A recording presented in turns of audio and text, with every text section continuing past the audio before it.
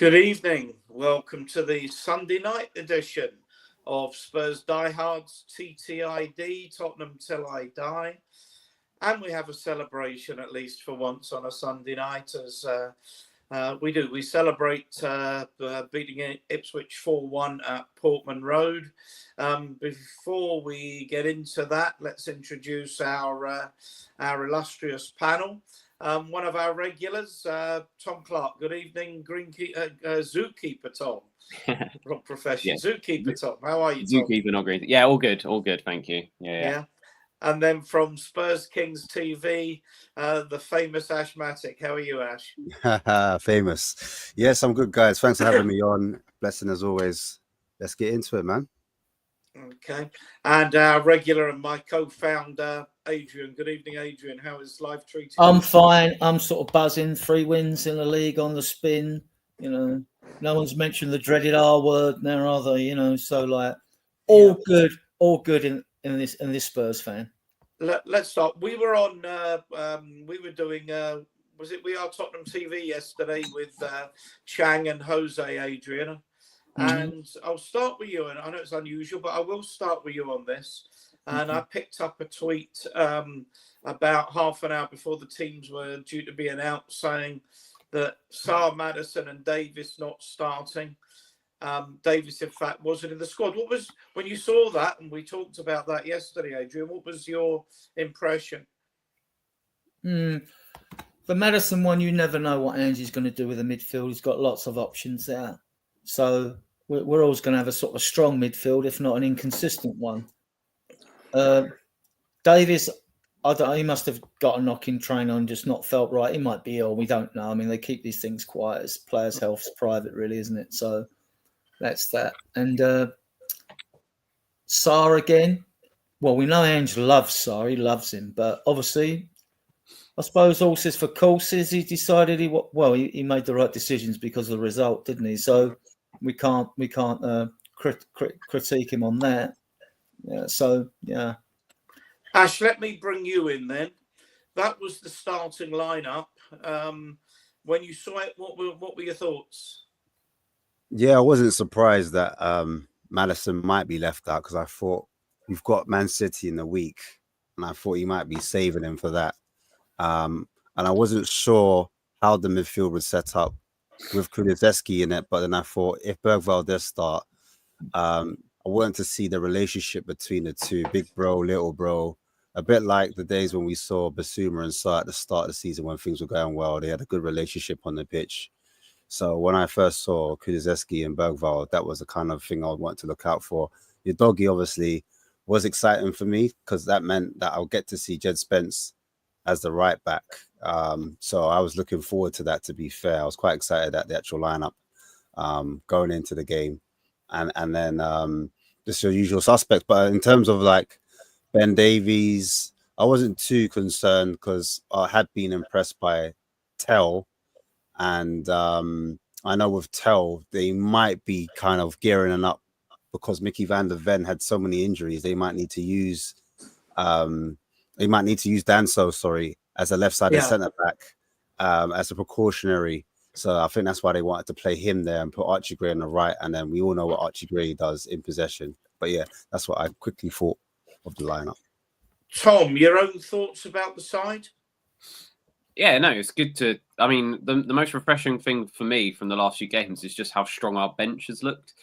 And actually having options to be able to bring on the pitch, which aren't like a significant downgrade to what's already on the pitch and stuff, has been like really, really key. Yeah, and you know, Bergvall for me is kind of the way he's playing at the moment. He's kind of becoming undroppable, really. Not to say that anyone's undroppable, but like he is putting in some really great performances in that midfield. Danso has been like a breath of fresh air. Like to have such a combative, like centre back who loves the rough challenges, loves getting like physical and stuff like that. Is again refreshing to kind of see as well. And yeah, we'll see a welcome return for Udogie. Got to see Spence on the right, although ironically his goal came when he went back to the left. But just shows his flexibility really. So yeah, not a nice team. Our wingers did what we needed our wingers to do for once, which is try and take on, well, Son trying to take on his man and Johnson making sure he's in the right places. But yeah, all round a refreshing team. I wasn't surprised at seeing certain players like not start and stuff. We got, like Ash said, City in midweek, where I think Maddison's going to play a key role in that game.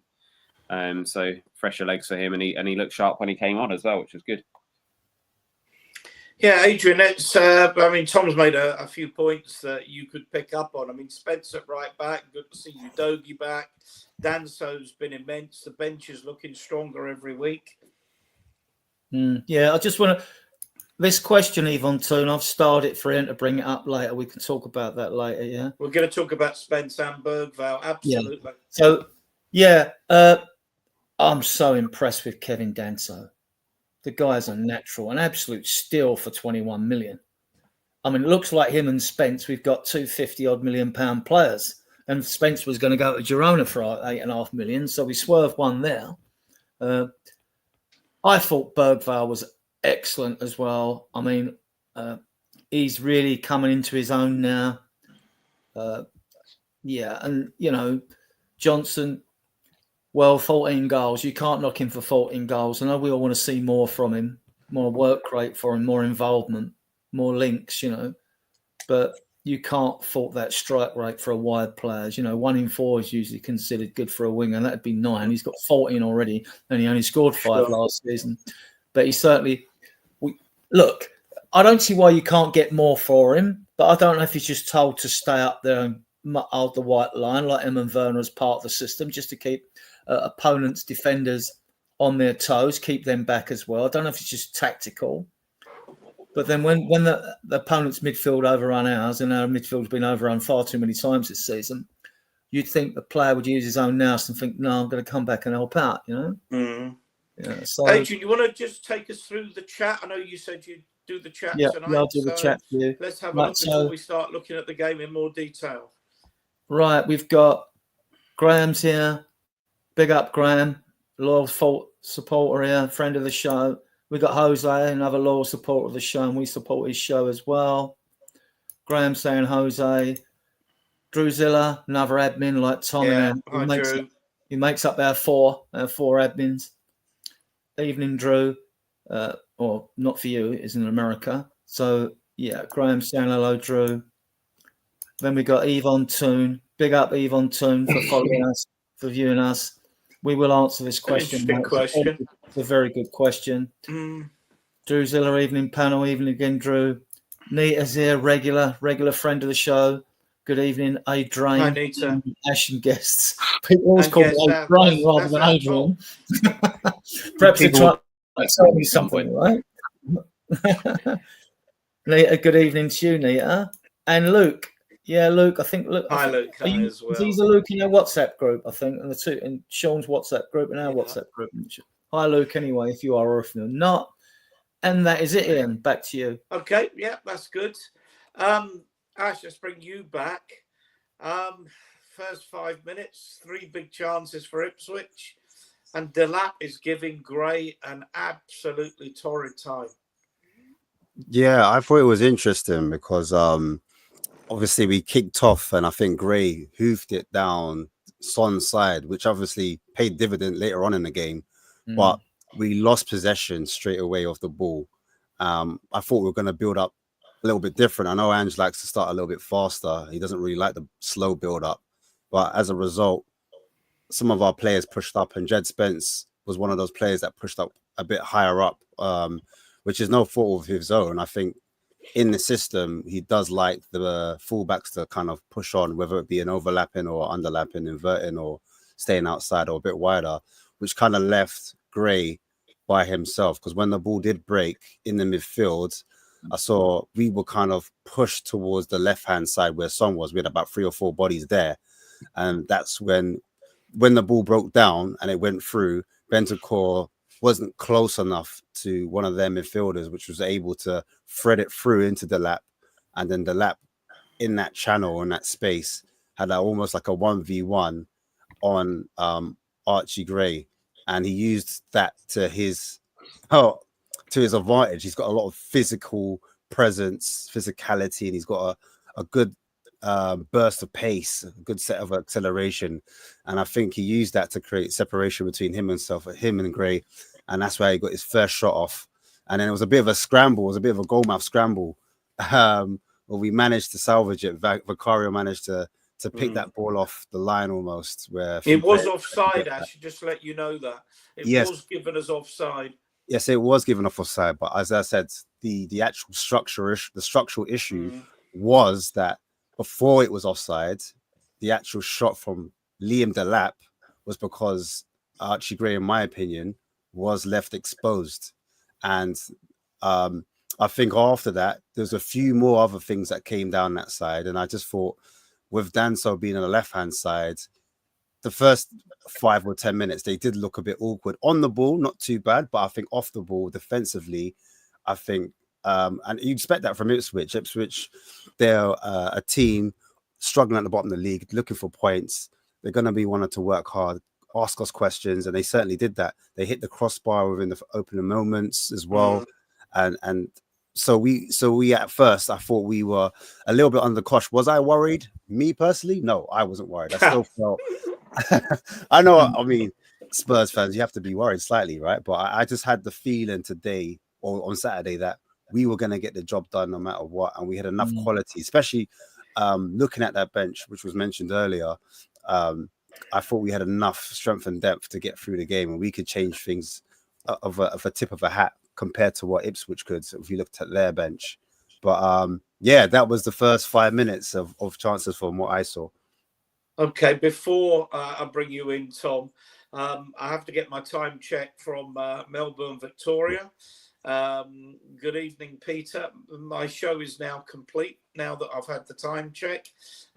Here's Blaine as well. Good evening, Blaine. Yeah, big up, Blaine. Yeah, I wouldn't know Spurs Super TV was, so good evening. I think you're in the Dublin area somewhere. And just to show how international these things are, from Malaysia, good evening, Eugene.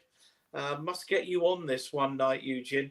That would be absolutely brilliant to get you. So we've got Dublin, Malaysia, Melbourne, maybe even some people in England. I don't know, but there you go. So anyway, that's me caught up with the chat. Tom, I want to bring you in on some of the things that Ash was saying. In particular, one of my criticisms, one of all of our criticisms, has been the amount of times that we get exposed on that right-hand side, with Porro being caught so far up the field and leaving the right centre-back exposed. And it looked in that first 5-10 minutes that it was just going to be the same old story with different personnel. Yeah. I think Jed got caught being a bit enthusiastic in the first few minutes, being sort of quite high up the pitch, and I think it was definitely a game plan from Ipswich that wherever Archie Gray was, that Liam Delap was going to kind of hang around on him and try and out-muscle and out-physical him. But I think the good thing, and do you know what's happened earlier in the season when Archie Gray first started playing a few games at right back and stuff like that? People were like, oh, he's getting overrun. He's not up to standard, blah, blah, blah. But actually he grew into the game. And that seems to be the really good thing about Archie Gray, is that almost after that first 5 minutes, he went, right, I'm going to have to play this a bit differently and maybe step off a little bit and not engage straight away. And he's sort of like learned his way through that game as how to play against. Because and honestly, after that first sort of like 5-10 minutes, Delap didn't do too much more after that. Okay, yeah, he had the sort of the set-up play for the goal and stuff. But after that, he was a bit anonymous, Delap. So you have to say that Archie Gray learned well there. And I'd say after that as well, Jed Spence used his brain and went, okay, yeah, I need to hold fire for a little bit as well. And I think that just goes to show that actually a lot of the issues that we're having might not necessarily always be Ange's tactics and stuff like that, but more players actually using their own brains on the pitch. Because players were learning and adapting to what was in front of them on the pitch. And the thing is as well, like Jed Spence, the one thing he's got over Porro, he's better defensively, but he's also got recovery speed, which Porro just doesn't have. So even if Jed Spence is caught out of position, he's got that speed to be able to get back, which is something Udogie has as well. So that's why we probably don't notice it quite so much happening down the left side when Udogi's been there or when Jed's been over there, because of that recovery speed that they do have to be able to get back, which is not something that Porro is obviously particularly blessed with. He's got a lot of good attributes, Porro, but speed is not one of them. So it was frustrating, but end of the day, every team we play is going to have at least 5 or 10 minutes, if not more, where they're going to be on top and creating chances. It's how do you deal with that, and how do you then come out of it the other side? And we came out of it great. You know, we didn't concede. Vicario made saves, and then we got a goal pretty soon after. So sure. Adrian, let me bring you in a slightly different angle. They obviously, I don't know if you read, but Ange had said they took a decision that Gray was going to be more comfortable on the right. So they said to Danso, you're the more experienced player, you play on the left. But then it looked like Delap targeted Gray as perhaps the less experienced central defender. Do you think there was a case maybe for switching them over and saying to Danso, you get hold of Delap? Or would Delap, do you think, have just switched and gone at Gray on the right-hand side rather than the left? I think that was part of their game plan, as the others have alluded to. I just think he would have switched anyway. So maybe they just thought Gray more comfortable on the right. I mean, look, he's played 30-odd games for us. He hasn't really put a foot wrong, has he? I mean, what a player. What's a player? The one thing with that, Ian, though, is that Gray played left centre-back for most of the season with Dragosin playing on the right. So that just seems a bit weird for this game, just to suddenly be like, oh, no, but he'll be more comfortable on the right. Well, Ben Davies was playing. It is down to Gray, though, Tom. I just think Dragosin has to play on the right. Yeah, I agree that, but it just seems weird that, I know you were going to say, Ash, that Davis was playing left centre back as well, but when Davis was injured as well, because he was injured for a long period of time, and it was just Gray and Dragosin, Gray was playing on the left-hand side, so that just seems a bit weird. I just think it was more to do with, as I said before, that they're trying to prepare Danso as more of the player to be competition for Mickey van der Ven because of the hamstring issues at the moment. So I think that was the game plan. I think, like I said at the start, on the ball, I've got no complaints with Archie Gray. I just think sometimes defensively, when he was even playing at fullback, there was times he was caught out. Same with Jed Spence, though. I've seen Jed Spence not always check his mirrors in terms of like blocking the balls on the left-hand side. I think on the ball, all of our defenders, modern day wise as defenders need to be, they're really tidy on the ball. They're exceptional at times and carrying the ball out. Archie Gray, again, passing wise, he's that player what you'd expect Romero to do. Sometimes when we're playing out from the back, you do need footballers as opposed to the old school defenders. So there's pros and cons to it all, is what I'm basically saying. In a nutshell. Let me just pick up on the chat. I'll come back on something. All right. You're close, Jose. I'm just outside Belfast. Okay, well, you're Belfast, not Dublin, and I'm Ian, not Jose. But we're still mates, Blake. We'll stay as mates. And then, Adrian, I want to bring you in on something specific that was asked in the chat before I start getting on to the goals and bits and pieces. I'm going to ask you, Adrian, and then bring the other two in. Yvonne Toon's question: is Spence better as a left back than a right back?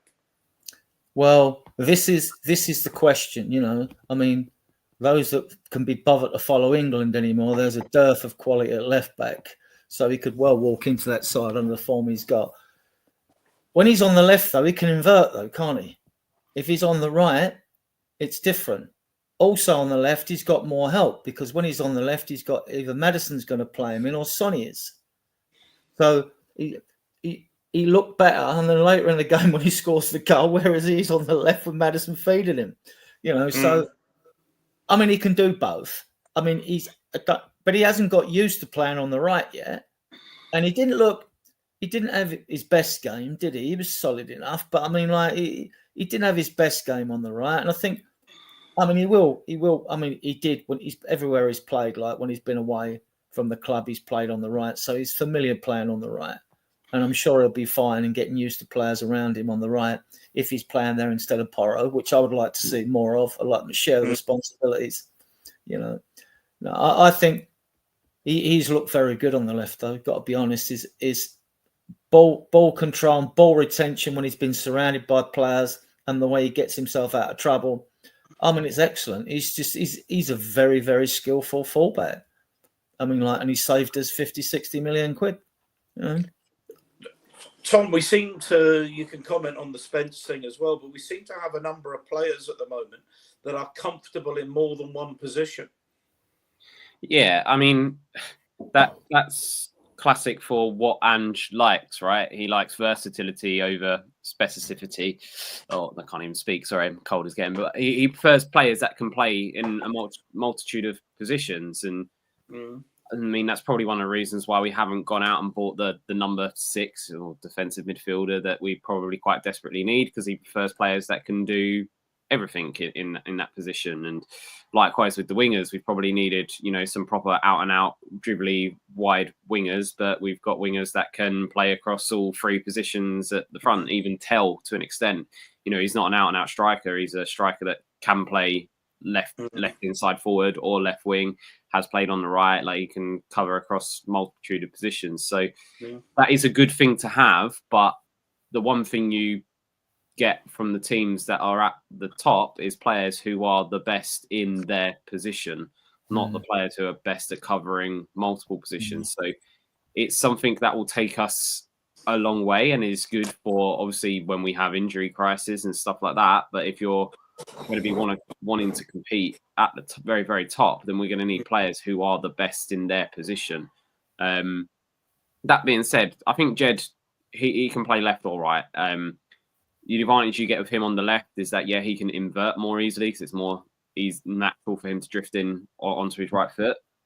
But he played right back for years at Forest and was very good staying out wide. And part of you wonders if moving forward with a full fit squad, although obviously with Johnson scoring and stuff, it makes it a bit more difficult. But like Jed Spence playing right back with Kulusevski playing right wing, so Kulu can drop into that inverted role and Jed stay out wide, makes a lot of sense. But again, I don't know if that's necessarily the way that Ange is going to want to go. It's difficult to kind of tell. But I think the best thing with Jed is that he can play both sides, and seemingly Ange is favouring him at the moment over and kind of tired and out of form Porro. So be interesting to see who starts. Tom, were you concerned we didn't have a centre-back on the subs bench? No, I noticed. I said that, didn't I? Barely had a centre-back on the bench all season, have we? He barely had enough centre-backs on the pitch, let alone on the bench and stuff. So, it's concerning, but I think Ange is doing the right thing, taking it slow with Van der Ven. Like, we all know that Romero is going to be fit for the Europa League ties because they're 1 week before the international break. And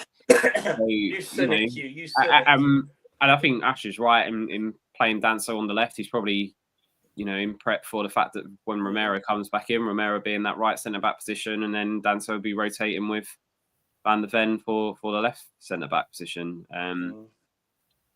We're coming to a period where we've got a lot of options now, which we didn't have. Although Spence did fill in at left centre back. Before I bring you back in, Adrian, let me bring Ash in purely on the Spence question. You got any idea what position's best for him? I'm quite intrigued by Tom's comment that playing at left back gives him the opportunity to invert more and come in on his favoured right side. So when he was at Forest, he did invert quite a bit. And I remember the goal he scored against Arsenal was from the right-hand side on his right foot, and he smashed it top corner.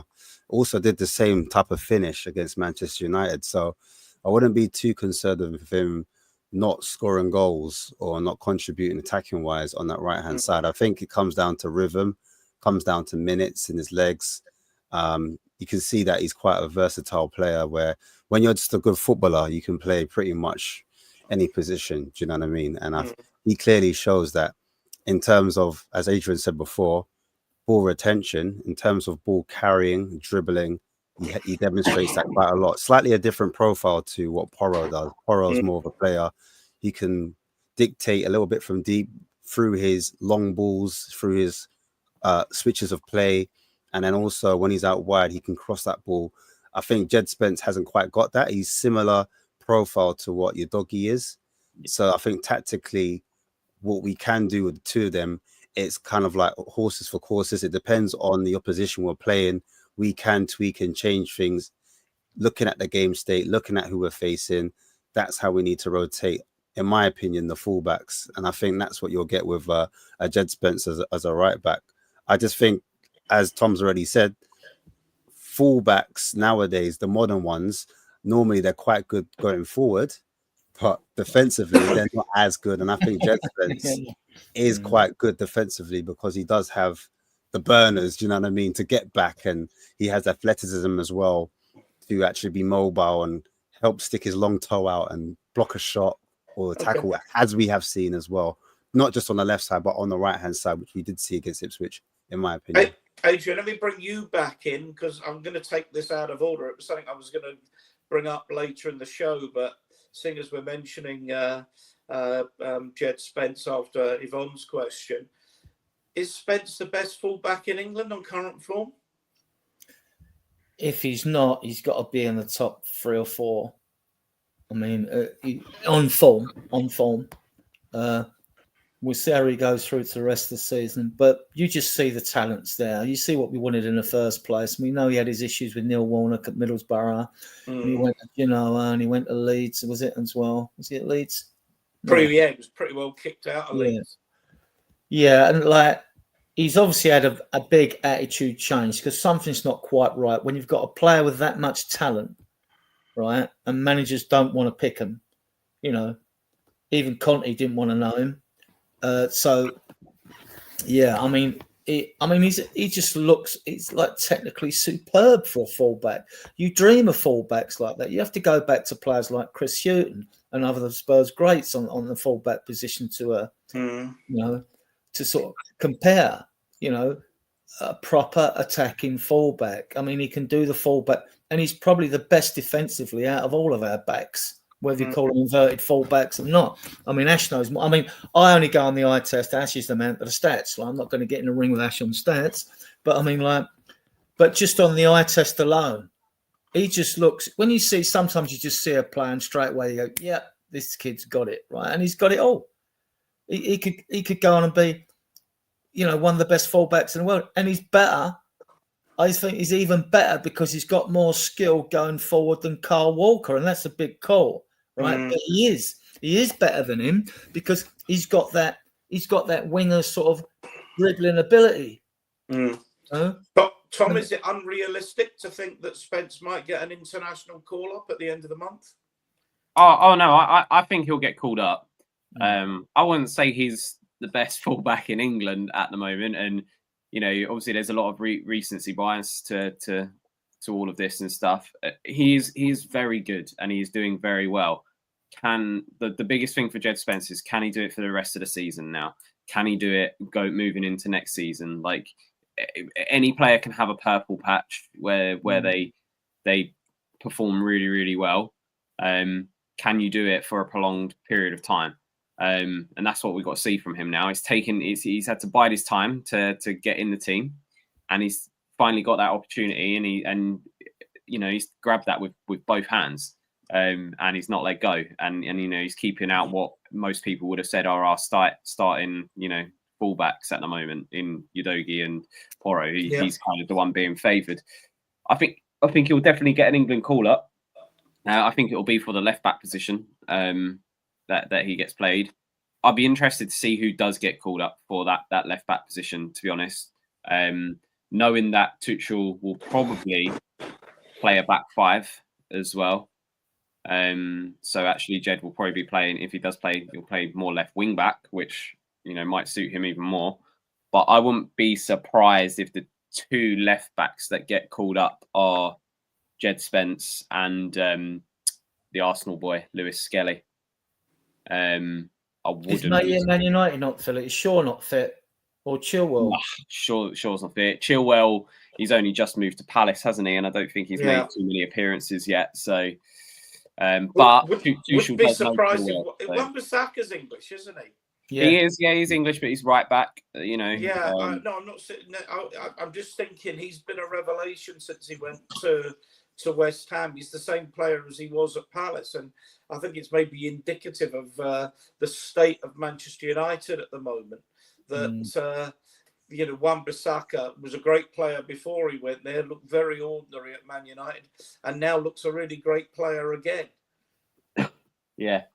I mean, the England squad is going to be pretty interesting to be honest with you. I think if Jed Spence doesn't get called up, I think he'd consider himself very unlucky. Actually, it's always interesting when a new coach comes in with his new ideas, new players. Am I being over the top saying that Spence deserves to be in that squad on his form over the last 6-8 weeks or so? No, I mean, we're Spurs fans, so naturally we watch Spurs players a lot more than any other club. And I had this question on my Rivals chat last week, and players got brought up such as Tyrese Mitchell from Crystal Palace, who's a naturally left-footed back, left wing back, who actually featured in the last tournament. Then you also have the emergence of Lewis Hall from Newcastle. He's quite a favoured and highly touted young fullback. And there's another left-footed fullback as well. So you've got a wing-back, a fullback there. And then you've got, as we said already, Skelly, who's also a young and up-and-coming left-back. Temperament issues are there, but I think he's had a lot of big performances there on the left side. So there is a lot of competition on the left. On the right-hand side, you're looking at Trent. I think he's like the number one wing-back at the moment. So it depends if Jed Spence can carry the form that he's shown at left back into right back. And then now I'm looking at the Man City game. We've got all our fullbacks fit. Does he play a doggy at left back and Porro at right back? Or does he do what the fans want and play a doggy and Spence again? I'm not too sure. I think he might actually start with Porro. It might be controversial. I know what I would prefer to see, but if he doesn't get into that starting 11 against Man City, what is his chances in getting into that starting role as an England player? Because I just think that right back, if he does reproduce that form that he has shown at left back onto right back, I think he definitely goes. He's definitely going to be an England squad, but it would be harsh if he doesn't get called up anyway. Full stop. I need to go back to Blaine because there's between Ballymena and Belfast. I don't know how good a Northern Irish accent that is. I can do Northern Ireland better than I can do the Southern accent, but we all have a weekend in Dublin as well. Just my bank manager doesn't like it when I go there. Adrian, I need to ask you something on air. Jose has said, can we make him a mod of our channel? Yes, we can. Plug his channel onto ours. Yeah, we can do. I can do that. I'll make him a mod. That's not a problem. If you do it now, I think he'll plug us in now and bring his stuff in. Yeah. So, if you know how to do that, I'll talk to the other boys. But do you know how to do that? Yeah, I'd have to go. Yeah, I'd have to go into the channel. Yeah, I've made mods before. I'd have to go into a channel. Can you do that, and we'll bring you back in? I'll just. I can do it without leaving here. Okay.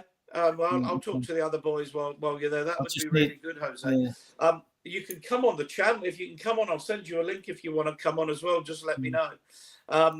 That's Nita talking about Spence. He has no fear. You can see he's a player. I hope he continues to shine.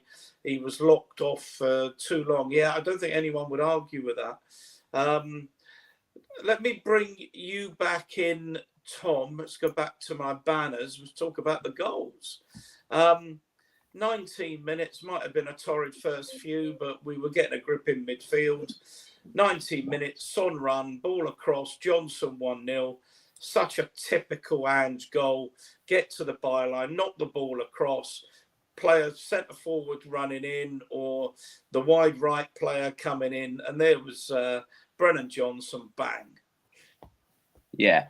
I mean, I did a little summary in one of the WhatsApp chats on the 15-minute mark where I said, if we can get the ball out wide, we're going to have fun today. There's space out wide, and then the other thing I put on the end of that is just need Johnson to get involved. And then 4 minutes later, lovely ball from I think it's this one, wasn't it? Archie Gray, nice long ball over the top for Son to run onto. Yeah. Son actually taking on his man. I think with Son, I think he knew that he had their fullback beat within the first few minutes, and I think that gave him the confidence to constantly try taking him on.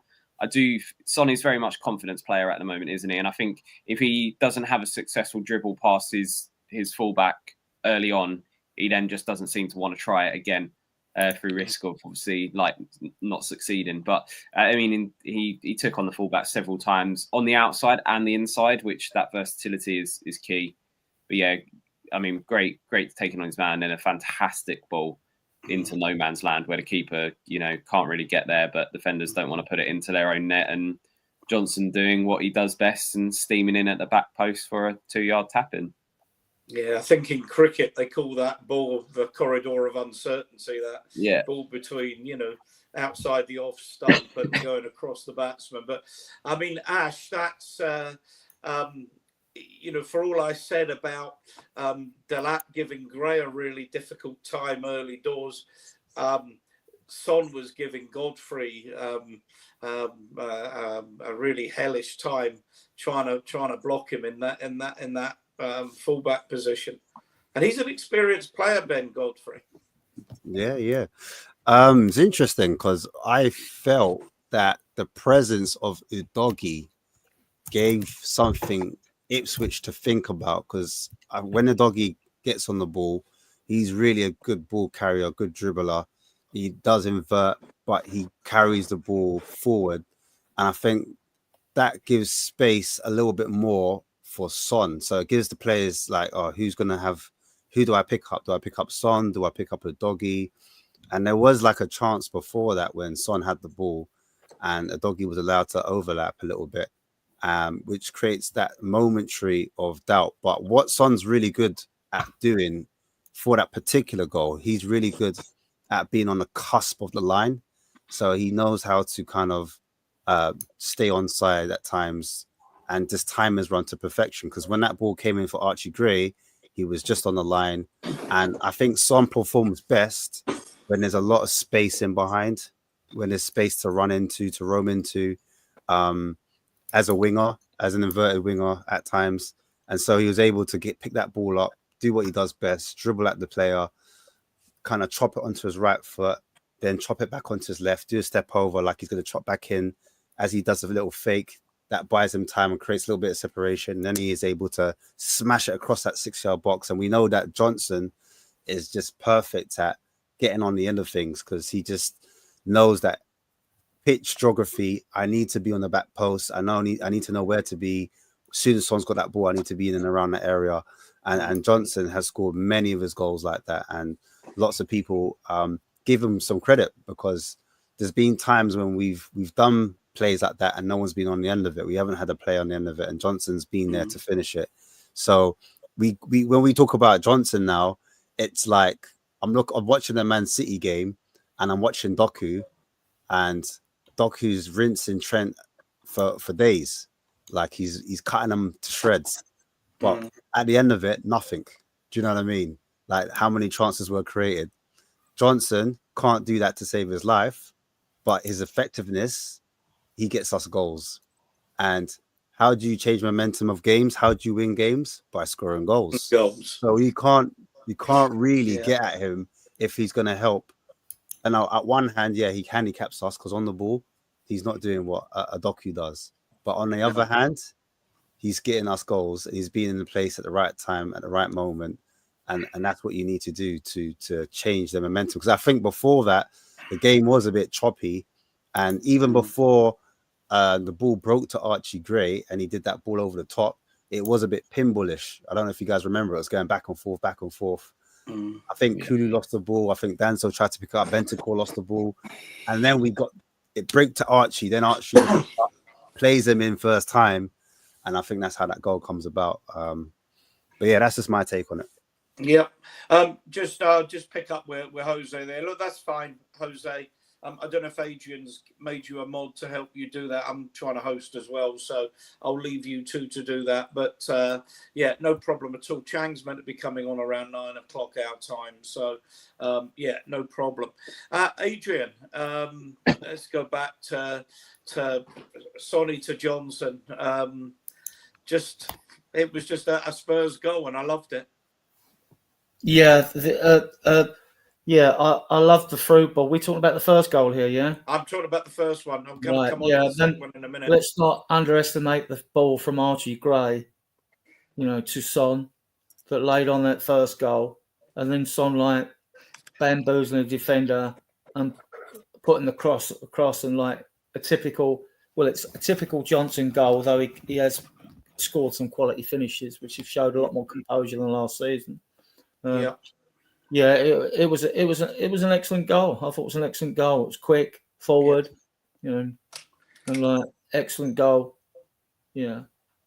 And then Tom, 26 minutes, Son run, Johnson 0-2. Yeah, and again, it's that all I've done is change the number. Yeah, change the time. This is just what's refreshing. So Brennan Johnson in the 18-yard box, his positioning, his IQ for where to put himself to get the best chance of scoring is incredible. So many times as a striker, you can get drawn into just running towards the goal, running towards the box, when actually the best thing you can do in certain situations is actually stand still and let all the defenders keep running away from you. And that's exactly what Johnson did here. He saw the space open up, he stood still, and he was there to finish it. I think, to be honest with you, although a good finish and took it first time on his weak side, I think the goalkeeper was poor for this goal, because the ball wasn't anywhere near the post or in the corner. I think Johnson just hit it early enough and through a couple of players' legs that the keeper just couldn't react quick enough to it. But he still needed to get himself into that position and still needed to finish it. As Ash was saying, he scores goals, and goals change games and win games, and that's really important. If he could just improve what he does outside of the area by like a fraction, it would just make him such a better player and make him less of a detriment to the team outside of scoring goals. Because the problem with Johnson, scoring goals is great, but if he has a game where he doesn't score a goal, then he's been completely and utterly useless for the team. He's not great defensively at tracking back and stuff like that. He's also not great in possession of the ball, but he is good at putting the ball in the back of the net. If he could just be a bit braver and want to receive the ball outside and actually run at his man a little bit. I mean, as Ash was saying earlier with Udogie being able to run with the ball creates a bit of chaos, because when a player's running at you, you've got to make a decision. Do I back off and stick with the man that I'm meant to be marking, or do I go and engage? And if I engage, then I leave a space behind. Like, actually, you cannot downplay the importance of having players that can run with the ball. Obviously, you don't need a whole team of that. You need some passers and things like that. But like, having players like that does make a big difference. Brennan Johnson is basically the complete antithesis to Adama Traore. Like, they are like the polar opposite wingers, right? Adama Traore, obviously he doesn't play for Spurs, but he's amazing at picking at the ball, running with it, and taking players on and creating absolute chaos, but then can do nothing with it at the end. Whereas Brennan Johnson can do everything with it at the end, but he's not very good at doing that by himself. He needs someone else to do that work for him. They are like the complete opposite end of the spectrum to each other. I know which one I'd rather have in my team. I'd rather have a person who can put the ball in the back of the net. But if he can just improve that aspect of his game, and we've got to remember he's only young. Like, I think the problem is we see the price tag that he came for, and there's an expectation that he should be hitting the ground running straight away. But he's 22, 23? Still only young, yeah. He's not old. He's not entering into his peak. He's not entering into his prime. Like, if he can improve those areas, then that's going to be something that's going to, really bring him on as the forward and be the sort of the 45, 50 million pound player that we spent the money on. Ash, you've got a coaching qualification, is that right? No, I don't have no qualification. Oh, I play football. and I've played under a few coaches, but I've never no, I haven't done any coaching badges. Right, okay. Yeah, I mean, the question I was going to ask you was one of the criticisms, if you're sure that's the right word, of Johnson is he plays right wing, but he's not a natural right winger. He's much more of an inside forward, and the goals he scores are inside forward goals. They're not really orthodox winger goals. Yeah, so at the moment we have, like, profile wise, we've got players that like to attack space. When there's space to run into, that's when you see the best of those type of players. And yeah, we would describe them more as an inside forward as opposed to a winger who would go on the outside typically, or some wingers can invert. Johnson, with the ball at his feet, isn't as effective. He's a person that more or less runs in straight lines, and he's quite strong vertically, if that makes sense. So hence why the balls in behind, the long balls, if you look at Spurs, I think we're the 4th or 5th highest team in terms of verticalness, actual ball progression. Because of the players that we have, we've got loads of players that either like to carry in straight lines or players that like to run into space. And that's what Johnson is typically. But yeah, but basically, that actual goal, I felt that we played well, as in we held on to possession. We didn't rush it. There was a ball that went into Kulusevski and he recycled it back into our centre-backs. Our centre-backs were quite patient in the build-up, went into Udogie, who fed it into, I think it was Bentancur that picked that ball up into midfield, and he played a ball around the corner and the inside, which found Sonny. And Sonny was patient as well. When he did pick the ball up, instead of getting to the byline, he actually cut back and then travelled into the box and was a bit patient, got his head up and picked out Johnson, because normally Johnson's arriving at the back post and it's more of a kind of a fast attack, but this one was a bit more build up to it, I felt. And then that's when we saw Johnson use his instep to finish. So rather than just being at the back post and knocking it in, he kind of composed himself, got the ball out of his feet first time, instep, finish. And as Tom was saying, the goalkeeper could have got a bit stronger hand to it because it was a bit underneath him. But yeah, just going back to your question, I think profile wise, we do need something slightly different, because I even tell, in my opinion, and I don't know if I'm going to talk about this, I don't see him, I don't profile him as a centre forward. I would say he's more of a striker or an inside forward, someone that can play multiple positions, as we were saying before. But a centre forward that links play, I don't think he's got that strength yet. And when I say strength, I don't mean necessarily his physicality, but the ability to hold someone off, like Liam Delap was doing, and then link in play. I think that's something he needs to work on if he wants to become a centre forward, because I do know he wants to become a number 9. He says he's a number 9, but I just think he's a bit different. He operates in between, like off the wing, a bit like Son, a bit like off the wing, gets into the box, can shoot. He's more of that type of striker as opposed to a target man. Yeah. Adrian, you're a fan of Johnson's, I know. I wasn't prior to us bringing him in. I've warmed to him. But, yeah, I mean, well, he's delivering the goods. He's just not getting that involved in games, is he? I think the best non-scoring game he was in was that Man City game when we played them at home. Yeah, and like I thought it was good then, but I think, I mean, the goal he scored away at Coventry in the League Cup, that was a composed finish, and he's also scored some right bangers from the edge of the box into the corner. So he's shown me more than what I see last season. It's not just simply like some people say, he's a tapping merchant. He's much more than that. He's got a lot more in his locker. And I want to see more for him work rate rise, like all of us do. But he showed. I mean, it also takes. I mean, like when Scarlett took his goal the other day, it takes time, and he had to move for the Decky cross. You know, it takes anticipation and instinct as well.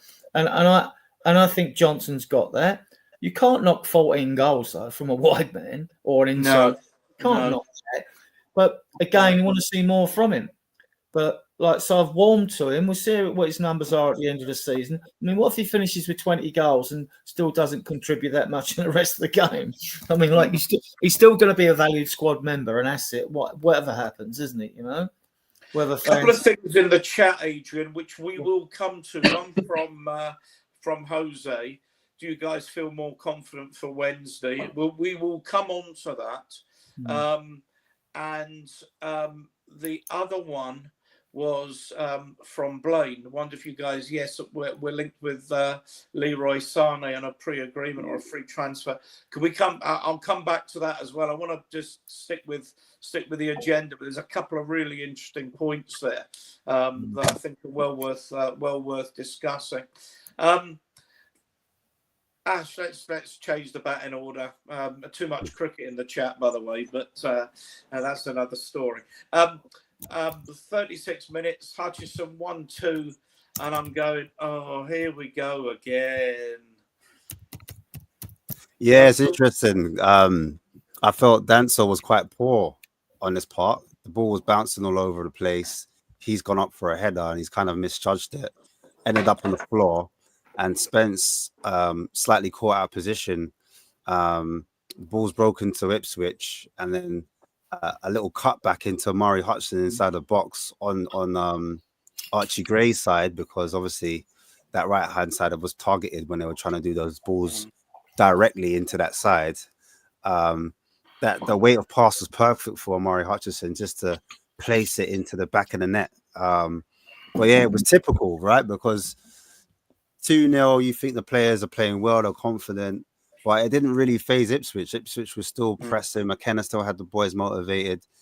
And yeah, at that point, when they did score the goal, it was like, oh, the game could swing each and any way now, because they have got that important goal back in. And Spurs did look a bit shaky. And as I was saying before, and I think you mentioned it as well, it doesn't matter who's playing down on that right-hand side, or it doesn't matter the personnel. It seems like it's a structural thing where teams target that right-hand side on purpose, because they know, like, some of our players like to jump and they like to push higher up. And it is what it is. There's pros and cons to every system, to any system. So it's not like I'm trying to have a go at the manager. It's just an observation, and a goal happened to happen from that side. You know what I mean? But it was a few errors that led up to that goal. And they took advantage of it, and yeah, fair play. Like it was 2-1. Tom, are you starting to fear the worst again? I mean, no. I mean, Ipswich. I'd be very, very disappointed if we conceded like 3 goals to Ipswich. Like, we'd have to gone really, really bad. Like, to be honest, it was a fantastic finish from Hutchinson. I think you got to give him credit for that. It was really, really great finish. Yeah, Danso got himself a bit dragged out of position, and I think you're going to get that with Danso. I think he's so like committed to wanting to win the ball back that, and even you see it sometimes. You know, in terms of progressing the ball forward with Danso, he doesn't do it in terms of passing. He does it in literally like passing and running forward, or picking the ball up and running forward, which does mean that he's going to get himself out of position a little bit. I think in the first like few games that I've seen him play, I think he has looked a bit surprised that when he's gone on that marauding run, that there hasn't been a midfielder filling in his position, because he's been looking back at like, get yourself into that position. So I think actually him doing that more might make our midfield a bit more defensively aware of that happening, especially as it's something they should be used to, because Romero, you know, steps up into that position a lot of the time as well. But I think, to be honest with you, although, yeah, having 3 clean sheets in a row would have been really, really nice, I think actually probably, if I was to look at a positive from conceding a goal, the fact that we conceded a goal and then didn't concede again and went on to score more, will hopefully give the players a bit of confidence that, you know, just because we conceded, that doesn't mean that the tide is going to completely turn. Like, we can see it through and come out the other side in a positive manner. You know, we've had a few, well, more than our fair share of games where we've been in front and then been pulled a goal back, and then that's it, we've gone on to lose. So hopefully this might actually build a bit of confidence in the team. And I think again, another thing that made a big difference for this was that we went 2-1 down into half time, come out in the second half, and then we was able to make some substitutions to really affect the game with good players, being able to bring on players like Maddison and players like that.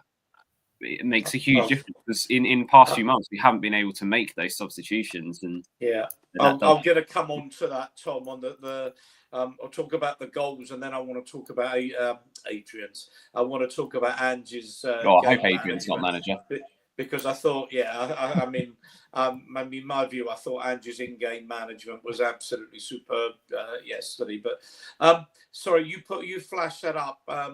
Jose, great supporter of this channel, but has a wonderful channel of his own, and is an absolutely top human being. So if you haven't, please go on to at Eltel Cockerell on YouTube. Give him a like, give him a sub, because he's absolutely out the top drawer. One of the nicest guys you'll ever speak to as well. Let's go on. Adrian, let me just slightly move you on.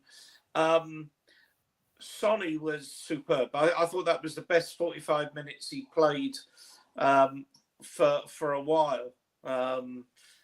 Someone, I think Tom said he's a confidence player, and I think he knew I had the measure of Ben Godfrey. He took him off, didn't he? He took Godfrey off. Well, he did. He subbed Godfrey off. He brought I can't remember the name of the guy he brought on, and then he moved the boy O'Shea to right back, and that seemed to nullify Son quite a bit. So a lot of credit to McKenna for that. But I'm more interested in Sonny because we've all had our criticisms of him, and if it were down to me, I wouldn't have started him yesterday. Which is why we're amateur pundits on YouTube, and Ange gets $7 million a year to pick the team. Yeah, I mean, the big difference with Sonny, it's like all of our forwards, right? Don't keep giving the ball when they've got their back to goal. Give them something to run onto. I mean, look at Son yesterday. So he could run onto them balls. He didn't have to turn and go back and pass back with his back to goal, and then he gets closed down because most teams are pretty tight at the back, And like he showed energy. You can tell he's had the day's rest because he showed he had a bit more zip. He was in the mood to take his player on. Sometimes he isn't. He's like, and I thought he had a good game yesterday. He did have a good game. 2 assists to add to his numerous assists, right? And like we could have scored more, but even though it was 4-1, it wasn't like some of the games when we've blown teams away with 3 quick goals or blown them away. It was a hard fought 4-1, to be honest. Yeah. I mean, you felt comfortable at 3-1 again when you got the third one, but like that scoreline don't reflect the play. I mean, Ipswich were stubborn, they were a stubborn team to get past, But I said to you in the morning preview, I said to her, I just woke up. When you wake up in these games, we got this. I mean, like it seems like Tom alluded to that as well. He sort of thing, we got this. We haven't asked Ashes. He thought he got this when he got up that morning. But I just felt confident, because we got players back and we got some energy in the side and we got legs and we're pressing again now. We're pressing, Ash, I mean, Son has looked knackered in the last few weeks, but he looked fresh, energised, confident on, no midweek games, 2 weeks running, and suddenly Sonny looked a different player. Yeah, just to respond back to Adrian's point, I said that, I woke up and I was confident that we would get the job done because I looked at Ipswich's last 4 or 5 results. The last game they drew with Aston Villa, that was one of their better results. But before that, against the top 6 teams that they had played, they were getting battered. 4-0, 4-1, 6-0. City tore them apart. So I went with our players coming back as well. I said, don't worry about the result that we had at home. I still had confidence that off the back of the 2 wins that we had, we were going to break that duck because we hadn't won back-to-back since December when we've gone on a run where we've won more than 2 games. So I said, this is a perfect game when we've got a week's rest. I think when we played Ipswich last time, I think we were in Europe as well. So that may have hampered us a little bit. But I just thought, this game would suit us perfectly. And then, as I said before, with Son, I felt with a week's rest and the ability to have space to run into, because I think with our forwards, they kind of need that. We're more of a vertical team than a horizontal team, if that makes sense.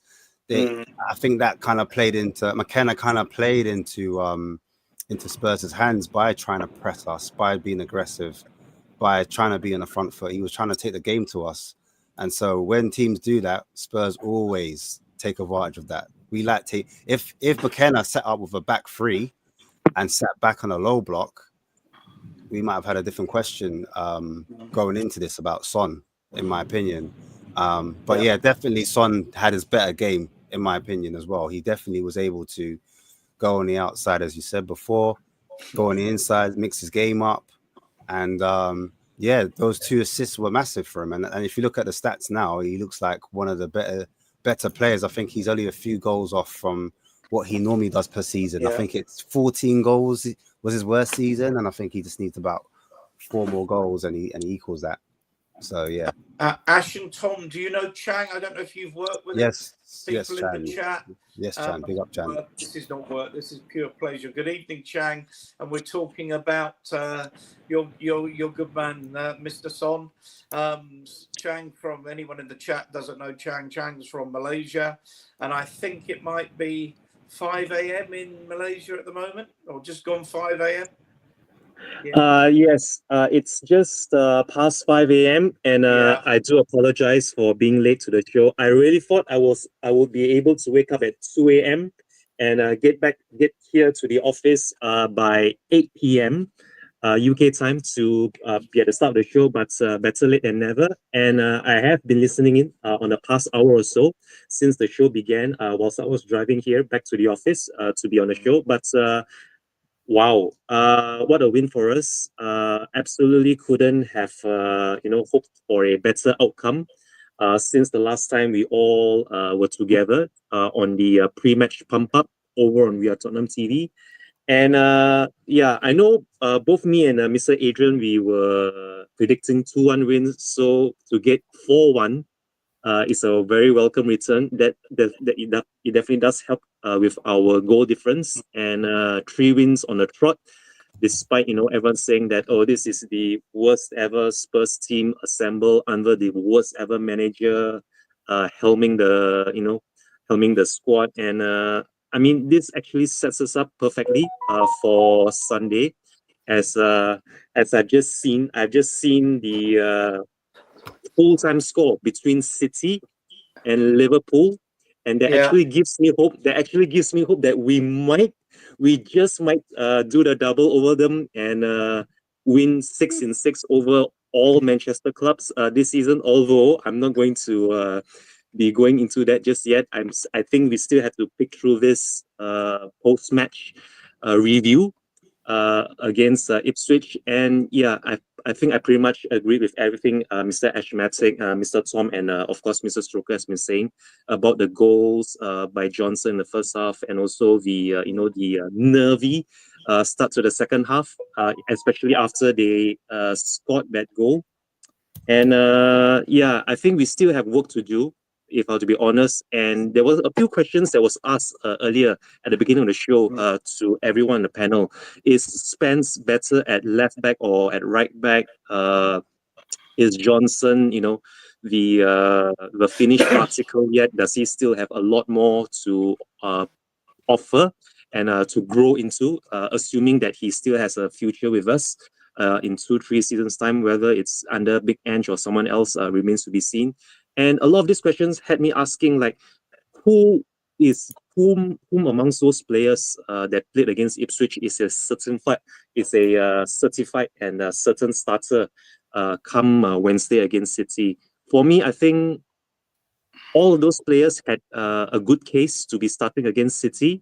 But knowing Big Ange and knowing the internationals that's going to be coming up, I think he might just freshen things up, especially if he doesn't see any potential or rather any gains to be had from just trying to win 4 in 4. If it means like giving players a rest, especially the likes of Sonny and Kulusevski, whom, don't get me wrong, they were both magnificent. Both of them were magnificent in either half, either setting up goals or scoring goals for us against Ipswich. But let's just see what Big Ange says in his pre-match conference. I think it's going to be tomorrow on a Tuesday, the pre-match conference against City. So we'll just have to wait and see if there's any new updates on the injury front. But other than that, it's been a fantastic weekend for Spurs fans. Yeah, I'll move it on. Rangers, the Huns. Sorry, it shouldn't call them Rangers. The Huns. Hope that doesn't offend you, Blaine. By the way, the Huns have sacked their manager after losing to St Mirren 2-0 yesterday and getting put out the Scottish Cup last weekend by the mighty Queen's Park, who were an amateur football club until one of the oldest football clubs in Britain, may even be the oldest football club in Britain, but we're an amateur side until about 3 years ago. So that's no surprise. Kevin Muskrat apparently is the favourite to take over there. We will see. Let's just talk about the last 2 goals. And what made Chang choose to support Tottenham? Did he wake up one day and decide to add a lot of disappointment to the stress? You actually, as I understand it, were bounced on your head as a baby, and that's what caused the mental impairment. This may or may not be true, but this is what I heard. To answer that question there by, let's see, Volkov, yeah. This was way back in the early 90s. This is post-Italia 90, the World Cup, when I just fell in love with Gaza, and I was so heartbroken. I was so heartbroken for Gaza when he picked up that yellow in the semi-finals that effectively ruled him out of the final, assuming England did make it through into the final, but that didn't happen, and I thought it was sort of injustice that England lost to West Germany on penalties. Stuart Pearce missing that all-important penalty. But what really made me fall in love with the old Tottenham Hotspur was when that player scored that free kick against that goalkeeper who plays for that club in that cup tie at that stadium, in which we then went on to win that trophy for the final time in the year that ends with that number. So that's how I fell in love with Tottenham Hotspur Football Club, and I've never looked back ever since then. I've been through the highs and lows. I've always supported any manager that would bravely, try and assemble an 11 to take on whatever team that we have on the day. And I still am fully behind Big Ange, regardless of what many may say about me or my affiliations or whatever I'm trying to, achieve on social media or on YouTube. But I've been Lily White through and through, and I will be Tottenham till I die, as the channel. Chang, I'm going to stop you because I want to bring Tom and Ash back in because they're looking at their phones, probably thinking, have I finished here? I want to talk about the 2 goals, and I don't want to talk about the substitutions. But Spence, 77 minutes, 2 things about it. One, Tom, you've already alluded to this, but getting forward, inverted in that left back position and scoring with his right foot.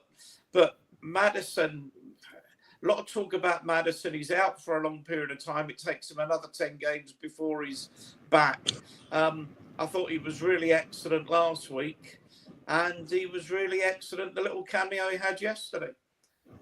Yeah, I think Maddison just has that bit of something that we don't really have. He's that sort of like cherry on top of the cake in terms of what he can do. Like, his footwork was absolutely phenomenal for that guy, for that goal. Sorry, and not just the footwork, but then actually the presence of mind and the awareness to be able to like play the ball perfect weight for Jed Spence to just run on and hit it. It was absolutely brilliant, and that's what Maddison can do. And I wouldn't say Maddison has necessarily had, by his own admission, like the best season he could have had. I know he's been injured and stuff like that, but he's still contributed to a lot of goals and fire and scoring them himself this season. We've all ranted and raved about Kulusevski this year and him being a needle mover and stuff like that, but I think Maddison's actually got more goals and assists than Kulusevski has. So, or similar. He is a great player, and I think he will start against City. And last time he played against City, he tore them a new one. So I just think, he's.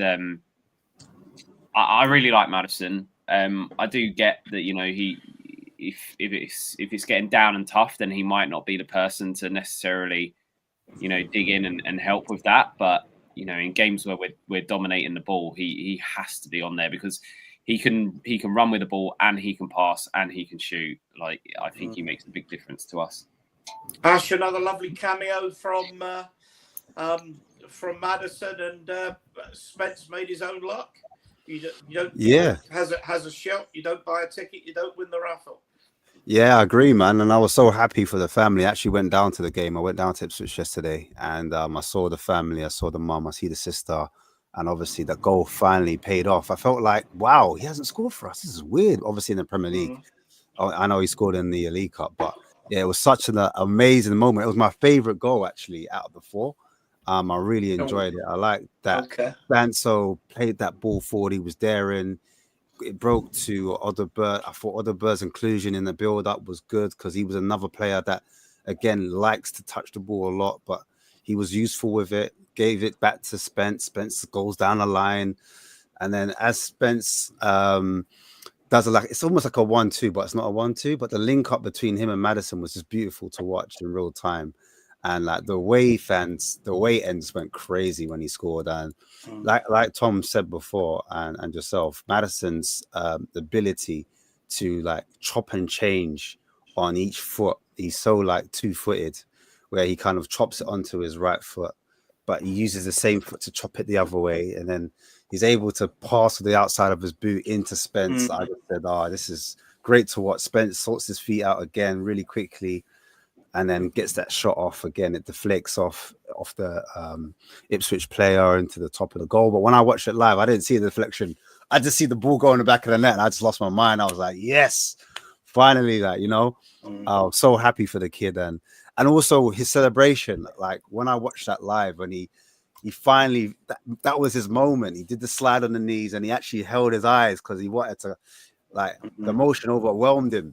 And then all his boys, all the teammates came over and they congratulated him. I just thought, what a team kind of effort, what a team goal. It was a lot more involved in that short passing. That's what I kind of associate with a possession-based team, if that makes sense.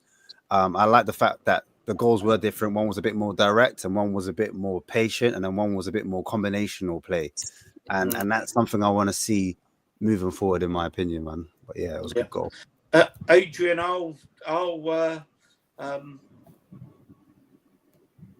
sorry, I lost my bearings on my banners. My favourite goal was this one. Apart from the quality of the finish from Kulusevski, Adrian, I only picked this up when I watched it on Match of the Day this morning. I didn't pick it up watching the game live. What a fabulous little knock on from Scarlett. Well, prior to that, what a fabulous ball from my man in the match, Kevin Danso. I mean, he's chipped the ball forward. They've gone up. Ipswich wanted a foul because of a slight clash of heads. So, that would have been ridiculous. I mean, how many times have we seen Decky hit a ball with his left foot into that far corner? I mean, he seems to be one of his favourite shots, just bending it around a defender or whatever, and to do that. And I've always loved Decky. I mean, I think he's got 10 goals and 10 assists now, and he's running on vapors still. I mean, even yesterday he gets the goal, which must have given him a surge of energy, but he still looks tired to me. I don't know if he does to you guys. He still looks tired. I mean, he looks like he's dragging an anchor a bit, I mean, even with the rest, he's not back to his sharpest and fastest. He's played 38 games, I think, this season. 41 now, I think it is. Yeah. So he's played a whole season's worth of games already, and he's played pretty much every minute of all those games as well. So I'm not surprised that he's still flagging a little bit. We say they've had rest, but it's only been a few days in a week, isn't it? So it's not like it's significant and stuff. He does still look leggy, but I think sorry to butt in on you, Adrian, but I think what that goal I I was only going to finish by saying I thought the referee was pants. Good. Well, good. I mean, there's some chat on the chat there. Yeah. I mean, just very quickly, because I will move it on. There's a few things I do want to discuss, but the more you look at that push on Danso, you go, why is that not looked at? When you think of the relatively soft one, I know it was overturned, but the relatively soft one for Ashley Young in the Everton game, and then he looks at Danso and pushes him straight off the ball. Chad? I mean, like I am a biased Spurs fan. Let's be fair about this, right? Yeah. But even I'm looking at someone, and you're an ex-referee, Ian. I mean, and we should have had a few more free kicks in that game, probably about another half a dozen, right? Mm. I've seen things which were blatant fouls, and the referee, he just like didn't look at them, and he could have issued a few yellow cards as well, you know. Mm. But I mean, we won the game, so you don't talk about. But I want to talk about it because, like, I just find this standard of refereeing annoying, as if they're going to let VAR referee. It's another show, the standard of refereeing at the moment. It is a whole show if we get into that. But that fourth goal was excellent. It was excellent from Danso. And Chang, your thoughts on that? Well, the fourth goal. Don't want to talk about the third goal. The fourth goal. The fourth goal, I think, pretty much cements Kulusevski as our player of the season. I know we still have around roughly 1/3 left of the season, or even 1/4 remaining of the league proper, as well as the knockout stages of the Europa League to come. But that goal in itself, there was just so much of the old Sonny that you would see in that Kulusevski dribble and that curler into the far left corner for that goal that pretty much guaranteed us all 3 points. And I've been saying this even before the start of this calendar year, that towards the latter end of last year, especially when we were flagging, there were so many times when Kulusevski just saved us. I mean, you just have to think back towards that Rangers game. We should have lost that Rangers game. We should have be the first English club to have lost to Scottish opposition in Europe. But it was Kulusevski that dragged us back into it. He got the well-deserved equalizer, and I thought it was just the icing on the cake for him to get a fourth and gave us 3 wins on the bounce in the league. And for me, I think right now, more than anyone, Kulusevski is the one player that Big Ange has to manage properly. Because that's not to say that the moment Kulusevski gets injured, or if he gets left out of the team, that the whole team falls completely apart without him. I still think that him and probably either one of Bergvall and possibly even Danso, these 3 players will be very key to how we end the season and how far we go into the Europa League. For me right now, it is without doubt that Kulusevski is one of the most important players in the squad, if not the most important player, whether it's out on the out wide on the right or in centre midfield for us. I think Kulusevski is the one player that can really pull the strings if he is in centre midfield, or he can do what he did yesterday against teams like Ipswich, if he's afforded the kind of space on the wings. But what a goal from Kulusevski! And as you quite rightly pointed out, Mr. Meth, the knockdown, or rather the header from Scarlett to set him up on his way for that goal. I mean, that was what's expected from a centre forward. It was pretty much Solanke, or that was what Solanke would have done if he was on the pitch for us, which I was hoping to see a bit more of that from Richarlison, but it's good to know that Scarlett has that in its locker. And I was questioning, why was Scarlett brought in? Why was Scarlett brought back from loan when we still have Lancashire in the squad? And I think that pretty much tells you why. Scarlett is the one that's preferred on the bench as opposed to Lancashire. Not to say that Lancashire doesn't have that in him, but it is things like this and the goal against Elfsborg that Scarlett was precisely brought back from his loan. So hopefully that's just the start of many more assists, knockdowns, and possibly even goals from Scarlett. And let's just see where this leads us. And cannot wait for Wednesday to come around. Tom, let's bring you back in. I want to talk about this as a one. That's why I didn't want to talk about the substitutions, but just want to talk about Ange's game management. 64 minutes. Udogie and Johnson come off for Porro and Maddison. Both of them, just back. And I think Ange said, they were only going to play around an hour. 74 minutes, Son looking tired, not getting the better of O'Shea, comes off. Tell, who's maybe struggled. Odebear comes on, who needs some minutes. Scarlett, who's been brought back, I thought looked more of a centre forward than Tell does. And then 85 minutes, giving Bissouma a run for the excellent Bergvall. As I say, my view is I thought his in-game management was impeccable on yesterday afternoon. Yeah, it's a lot easier to in-game manage when you've got players to in-game manage with, isn't it? Really, so having those options does make a big difference. I think the one thing that was refreshing, that even when earlier in the season when he did have those players, he didn't really ever make subs until later on in the game. He was very reactive to things, whereas now he does seem to be being more proactive in his substitutions. And I wonder if a lot of that has come from the fact that he now trusts more of the squad because he's had to play more of the squad because of the injuries. So, you think earlier in the season, Gray and Bergvall were the players on the bench who were most likely to come on. Now they're starting games, and the players who were starting at the beginning of the season are the ones coming on. So, and there was many games at the beginning of the season where Bergvall and Gray didn't even see minutes on the pitch, despite being on the subs bench and stuff. So, I think he 100% trusts the squad more now.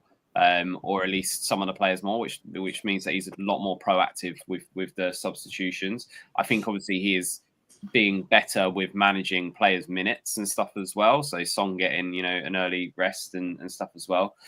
I just want to on Kulusevski. I didn't really speak about Kulusevski's goal, but Kulusevski's goal that showed how brilliant he can be at right wing when the game is a transitional game, when the other team is attacking more than they're defending. Him as a right winger is brilliant because he is brave enough to take on his man. He can go inside and outside, and he's got the finishing end product with it, which I know we're going to get onto this later. Makes me think that against City, he will start right wing, despite Johnson scoring 2 goals. But on Tell, I feel like people are maybe being a bit overly critical and harsh on Tell. I don't think he has been as bad as what everyone thinks. To me, he strikes me as a player who's desperate to make his mark and do stuff, and maybe at times is trying to do a little bit too much. As Ash said earlier, he's not a player who is going to hold up the ball. He's more of a player who can drop deep and can spray a pass, but he is a player that as soon as he gets the ball, his first thought is go for goal, go to the goal, be that running with the ball. Or shooting or whatever it might be, that is his first thought. And again, kind of linking this, he is probably more of a finisher than he is a link up player. And I just wonder when you've got him and Johnson on the pitch being 2 finishers as your front 3 probably doesn't complement each other too well. You probably see the best of Johnson when you've got Solanke, who's a player who does a bit more hard graph and more link up play. I wonder with Tell if you'll start to see if Solanke comes in. I wonder if Tell playing on the wing would, you'd start to he could be more of that finisher type thing. But I don't know. I feel like people are being a bit overly critical of Tell. I know obviously he's on a loan and potentially a big money move, but he's only 19 and. He wasn't necessarily meant to be playing the role that he is playing currently because Richarlison was, meant to actually last more than 5 minutes in fitness. So Scarlett done very, very well, but I do wonder if, Scarlett had been on the pitch for the first 70 minutes and then got subbed on for Tell when Tell was running against tired legs, would he have had as much of an impact as what Scarlett had, I just think people are maybe being a bit overly critical, and I can understand it. Some of his shots have been poor and he's given possession away a lot, but I think he'll come good. Definitely. He was trying too hard, Tom, as you alluded to. He was trying too hard. He did some good stuff on the right-hand side when he didn't really have any options, but he didn't give the ball away. He held on to it. Technically, he's very good. He lacks physicality, so you've got to utilise him how you can. I'm not overexcited about him at the moment. I need to see a bigger sample, right? So without being harsh on a player who's only 19, I'd rather have a player who tries too hard than a player who doesn't try at all. Having said that, I'd play him instead of Richarlison down the middle any day of the week, right? So because you've got to look at our other options. If Solanke's fit, he's got to play wide, Yeah. So, Ash, do you want to come in? We've obviously sort of moved it from Angie's game management to Tell. Maybe the two go hand in hand with Scarlett coming on, but let's talk about Angie's game management. How did you feel about that? You know what? I'm still holding back because I want to see how he does against the teams that are around us. Once we go back to, as he was saying, Sunday, Thursday. I think that's when you start to see the kind of mark of the type of manager he is.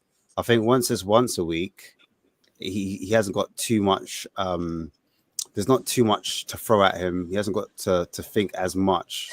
Obviously, being a manager, that is part of your job.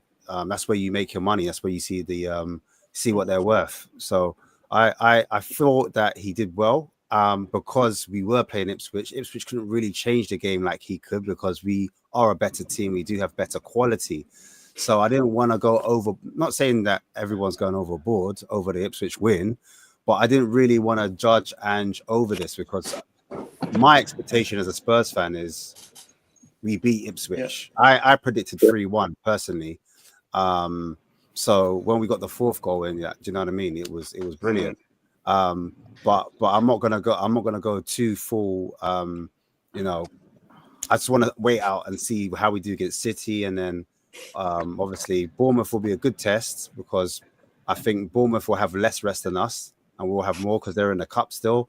So I'm expecting Spurs to get a win there as well. So I think it goes down to your expectations as a fan, how you kind of see Spurs in the pecking order against other teams, if you respect them or not.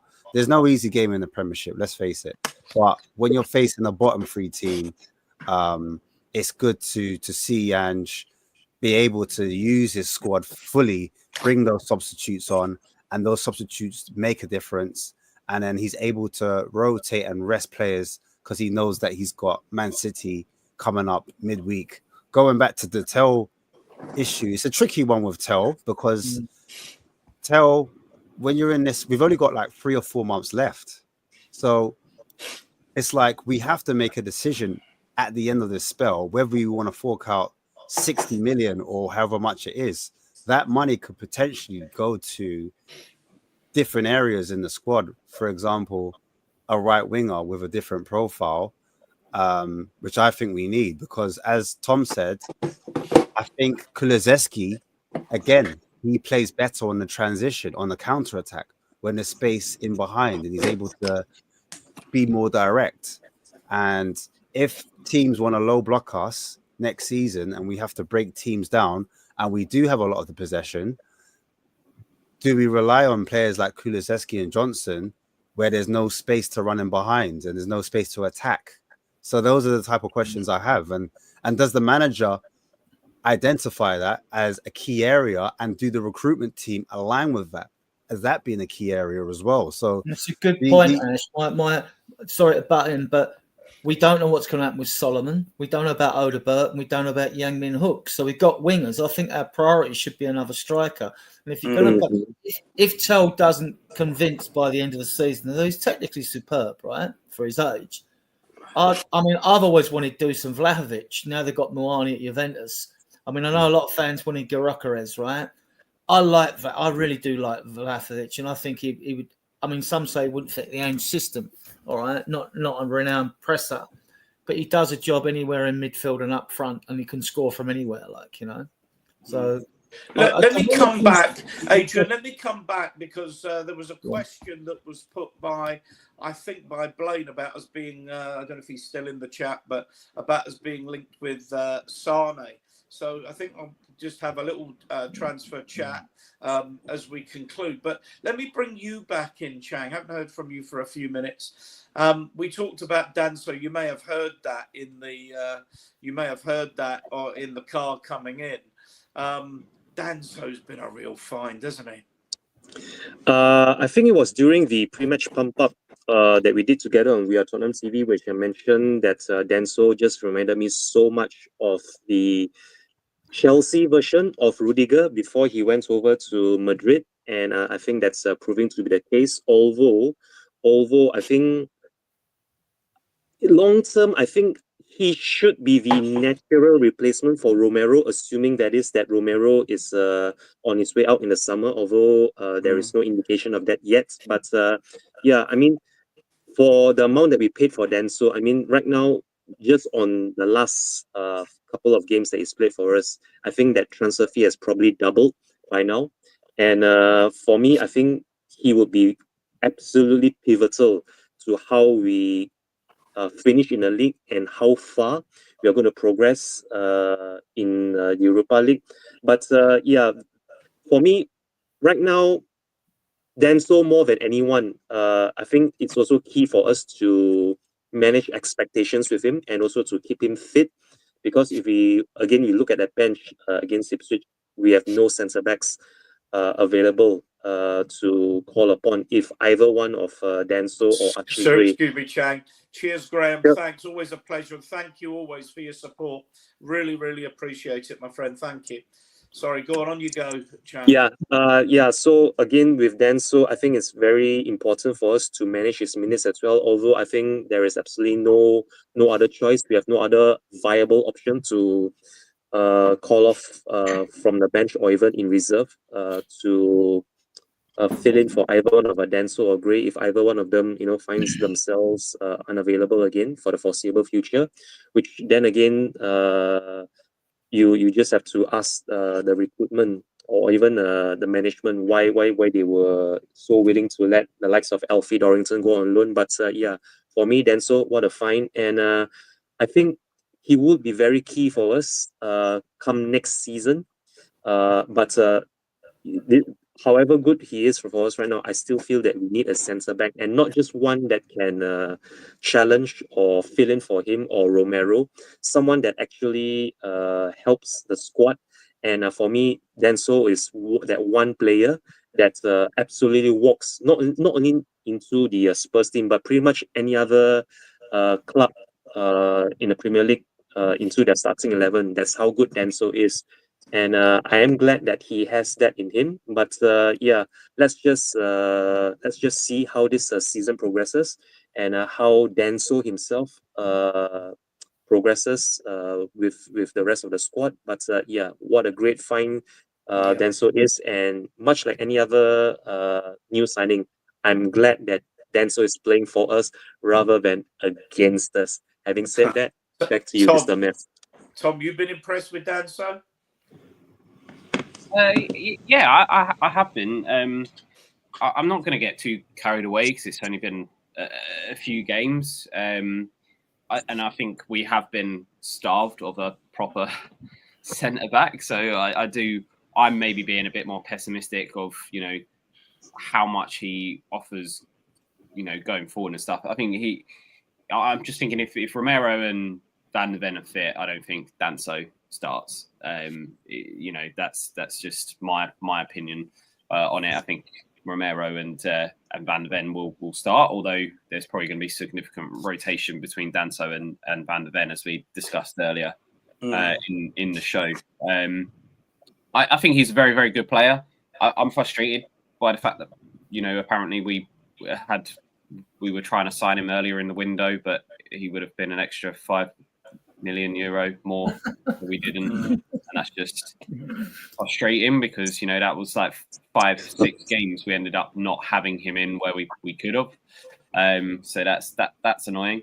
But I think he's a good pickup, and he's a classic of he had a taste of the Premier League earlier in his career. It didn't work out for him, but he's gone away and he's improved himself and come back looking really, really hungry to make this work this way round. And I think it's not just he's very, very good at the defensive side of the game. He loves a challenge. He loves going up for the ball.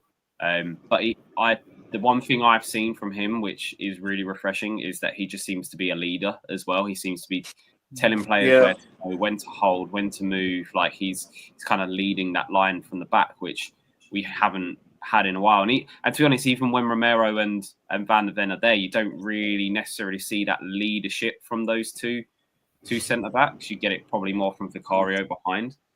So that I think is a good part as well. But I think he's a solid pickup, and as a squad player and teetering on first 11 when everyone's fit player, I think he is a brilliant find. Yeah, he's homegrown as well. I mean, he was at Milton Keynes, Reading, and Southampton. He did 6 years, I think, was it Keynes or I think it was Milton Keynes before he went to Reading. He only had 1 season at Southampton because then COVID kicked in and he went off to France. I just think he's slotted in seamlessly. Like you say, too early to judge. I do like what I see. I like his positioning. I like the way that he sort of senses danger and all that. He's got a good footballing IQ. He's a proper defender and he's quick. Ash, let me bring you in on something a little bit different. I don't want to go over 2 hours if we can avoid it. I think it's enough for everybody. We did, as you know, we did with Jose, we did with our Tottenham TV, Chang, Adrian and I said about the lap, I think if we signed him, he would improve us, but I'm not sure he's good enough to take us as a club where we want to get to Champions League, top 4, challenging for cups. I'm not sure that I wasn't talking bollocks when I said that. Yeah, I mean, you know what it is? I think with the lap, he gets painted with the same brush as most of our other players because they're young. You kind of put them in the same kind of category. Unproven. Are they ready now? Can they take us to the next level? And that's what you get with the lap. You look at some of the goals he scored this season. Has he been ultra prolific? Has he lit up the Premier League as the #1 striker? Not too sure, but obviously we saw it firsthand yesterday of what the guy is capable of. He is a real handful, as it says on the title at the bottom. But physicality, pace, turn of pace. He's able to get those shots off. He did a lot more, in my opinion, as a number 9 than Tell did. I thought he asked a lot more questions. He looked more of a centre forward than Tell as well. So obviously he's English as well. So that kind of goes along with what we're looking at as well. But does that mean we spend more money for a player like the lap? Does that take away again from other areas where if we don't spend that money on the lap, supposing it's like 50 million plus, could we then spend that on someone else, which could be add another 10 or 20 million on top? We could get someone that would help us to get to the top 4 or help us win a trophy. So it depends on which way you look at it. Like there's a lot of players we are linked with. You're saying Sane as well. Sane's older, so he's like the flip side of it. He's 29 years of age, and he's a profile where he can play on the right-hand side, slightly different to what Johnson offers. Not slightly, completely different to what Johnson offers, if I'm being totally honest. Adrian mentioned Manor Solomon. I personally think Levy will look at that because he didn't really spend a massive outlay on him. It was like a deal between him and the Ukrainian club. They did wasn't it because he was at Fulham, wasn't he? And then his contract ran out. We got him enough. There's a complication. So, but what I'm saying is there wasn't a huge outlay of money spent on the kid.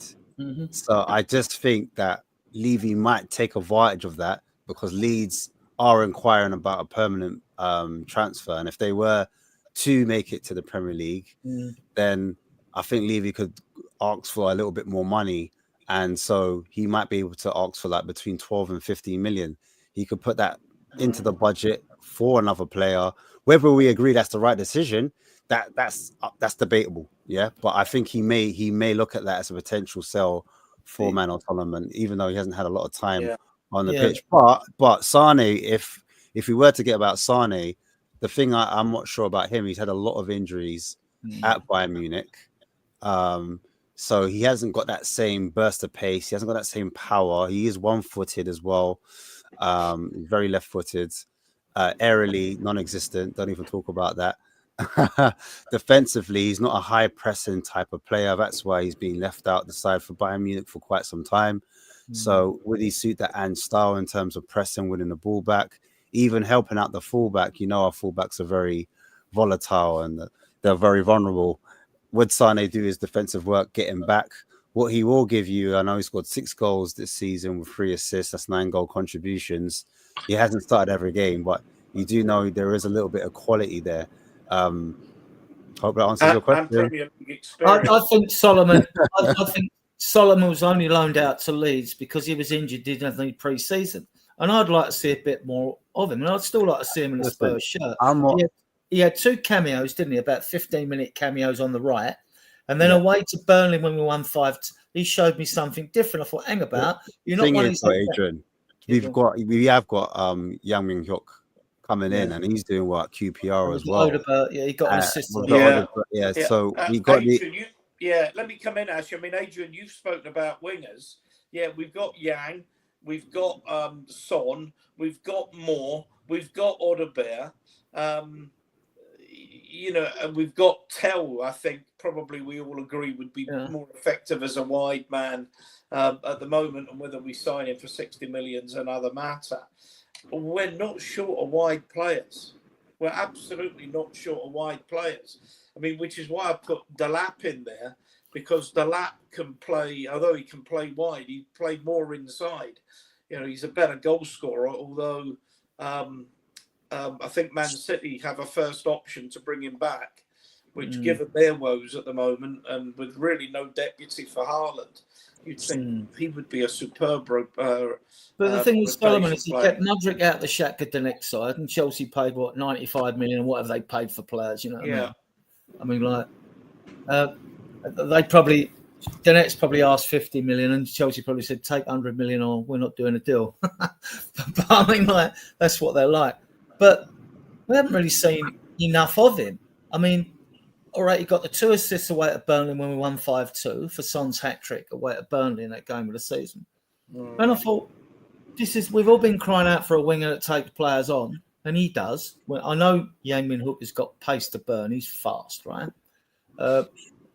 And like you say, we got Odegaard, but who Ange really rates. I mean, he came through the Paris Saint-Germain Academy and he went to Burnley. Vincent Kompany was raving about him, right? So I trust Vincent Kompany's word. What a player, right? So you know, talk about going out and looking for another winger. I just don't see it. Like you've just named loads here, and I don't see us going. Look, I mean, we need another number 9. We need to get rid of Richarlison. You know, Werner, Forster, probably Basuma, right? Get rid of them. You know, before we do any, and bring in a number 9. We need to bring in an out-and-out striker. Vlahovic, please, Doosan, if you're listening. Tom, you want to come in? I mean, some names. I mean, Fuck Off's told us, I think, absolutely what we want. This is the time for Levy to really get the. Oh no, sorry, it's Foucault. Sorry, I misread that. Yeah, I mean, a lot of people I think might go shopping at Crystal Palace, but Gui, Wharton, Eze, Mateta, God, give me Mitonda from Brighton, please. You know, this is a time to whack down £200 million, and if we get some investment, it might be that we do 2-3 transfer windows in one. We've been waiting long enough, and I think with profit and sustainability, we can spend that kind of money, can't we, Adrian? Yeah, I mean, I wanted Eze and Dorgu beginning of the season, and Vlahovic, everybody knows. I would take Eze tomorrow. He's 26 now, and now's the time to get him. I think he's coming on to the last year of his contract, I think. So let's go and get him now. I think you might get him cheaper than the 60 million buyout clause he's got. You might get him for 45, 50. I would still take it. Good player, makes things happen. I love players that make things happen, and he would be on my list. Even though we do really need another number 9, if we get rid of Richarlison, which we will do, unless somehow he can smash it the remaining part of the season. But we'll see. He'll probably be back for the European games, and then we'll see. But Guay, well, he's been outstanding since he's been there, hasn't he? Walton looks good. But look, we're well stocked in midfield. Until we get rid of players in there, I mean, doesn't mean to say we can't go that way. I mean, like, out of a 25-man squad, 22 players give you 2 in every position. You've got the extra goalkeeper, 23. That does leave you 2 extra places. We could go 8 midfielders. We could go. I mean, so I don't know what you guys think. I think at the moment, if we're going to bring in midfielders like a Walton, who looks a very good player, we've got to get rid of. Well, I think Basuma gets shown the door first. We're not getting rid of Bentancur. We're not getting rid of Bergvall, who I thought was our best midfielder yesterday.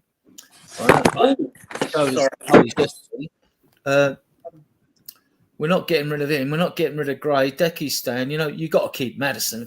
Christ, he just offers you so much difference. Just 2 things there while you're talking. These are 2 banners I haven't used because just moved the conversation on. But these are things that I would have discussed. Bentancur, excellent. Spurs are a better team when Bentancur plays well. And Bergvall growing with every game. I mean, I don't want to go. That through ball he put to Sonny for that goal. I mean, yeah. I've not seen him do that often, I'm glad he's got it in his locker. Yeah. Bergvall, I thought Bergvall was very good yesterday. Might have been his best game in the Spurs shirt. Yeah. Who hasn't spoken about transfers? Chang, you haven't spoken about transfers. Tom next. Well, Tom next. Go on then. As far as transfers is concerned, I think for me, there is one particular player, one squad player that we currently still have on our books, which I think needs a massive upgrade on, assuming we can ship him out. And that player would be Richarlison. I mean, I don't know how you feel about him, but I think we've seen enough of him, even when Conte was still around, to know that he's not a long-term solution that we was hoping he would be. When Kane left, and for me, I think we need a massive upgrade over Richarlison, whether that's going to come in the form of what Mrs. Ruka said earlier, Vlahovic, or someone like a Santiago Jimenez, whom I think might be regretting leaving Feyenoord. But we need an upgrade over Richarlison. So I mean, we got Solanke, which is good, but and we also had Tell. Very good. But very yeah, good. that's very good. We need an upgrade over Richarlison. I think that should be priority this summer, and I think we may have a few options already lined up. But now that we have Tell, let's see how Tell progresses before we then decide what to do with Richarlison. And let's also see what happens with the likes of Yang Min-hyuk and Alejo Verlies, who are still out on loan. And if there is any room for Dane Scarlett to then further progress and further grow into his Spurs career, if he even has that with him. But for me, Richarlison, something has to be done about him rather than bringing anyone else in, because I think we do have the players required to step up and take over from him, not necessarily as a starter, mind you, more of a squad player. But yeah, for me, Richarlison is the one player which needs to be addressed. And let's just see if the likes of Dane Scarlett or Will Lancashire or Yang Min-hyuk or even Alejo Verlies is the long-term answer to him. Tom?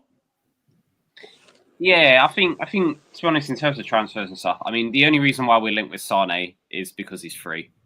We wouldn't be looking at him if he wasn't a free. And I think there's going to be a lot of players we're linked with between now and the transfer window that are free, because there is actually Jonathan David, Angel Gomez, just to name 2 more. Yeah, there is a lot of players that are coming to the end of their contracts this year, and I think actually with transfer prices going as high as they did and now maybe somewhat settling, but obviously the uncertainty around PSR and FFP or whether it exists or doesn't exist, I think a lot of players now are being encouraged to run down their contracts by their agents, because that's going to be the way that you're going to get your transfer more than necessarily a big fee and stuff. But in terms of, I think we've got him as a try before you buy. I think if he lights it up between now and the end of the season, then you spend the money. If not, then that's something that you have to contemplate. But like, Richarlison should not be here next season. I would expect this window for us to be, what we really need to be this transfer window is act a bit more like a bigger club and be a bit more ruthless. I can't think of many other clubs that you would say are above us that would have kept a hold of Richarlison. They would have been like, no, mate, you're going, goodbye. Whereas we were like, oh, okay, I guess you'll stay, when the offer was there for him to go to a Saudi Arabian team, and we got the money and offered and stuff. I mean, Chan, you said like we've seen enough of Richarlison to know that, but I think actually it's the opposite. I don't think we have seen enough of him, and that's the biggest problem. He doesn't play. He's just made of glass. He's just always injured, and because of that, like, you can't rely on him. And again, he's coming close towards the end of his contract now. Again, that's the other thing we've in the summer is we've got a lot of players that are entering into the final 2 years of theirs, like Sonny as well. 1 year left on his contract. Are they going to cash in on him, or are they going to give him a farewell year? Who knows?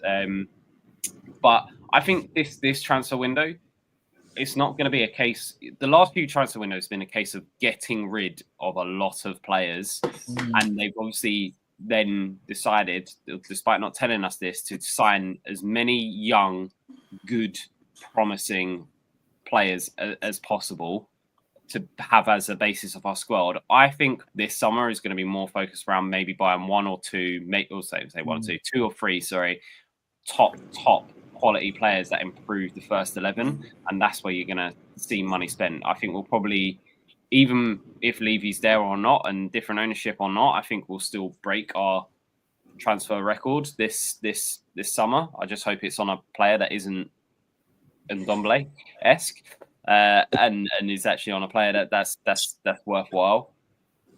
And again, I think the positions we end up ultimately buying in is going to be based around who we keep a hold of or don't. Does Romero stay? If he doesn't, then we'll probably buy ourselves a top quality centre back. I think I don't see Solomon putting on a Spurs shirt again. I think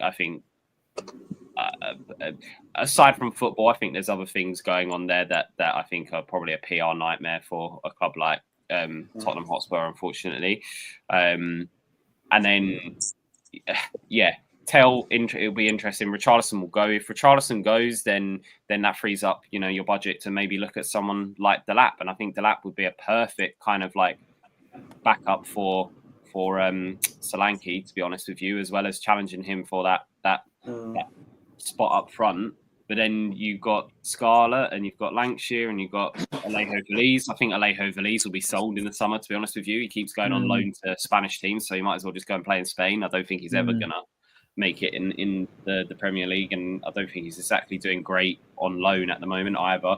So I think he'll be gone. So then it's whether or not Lancashire goes out on loan again. Do you keep Scarlett? Do you see Scarlett as good as Tell? So therefore, do you not bother signing Tell? I think there's a lot of decisions to be made, is basically what I'm saying.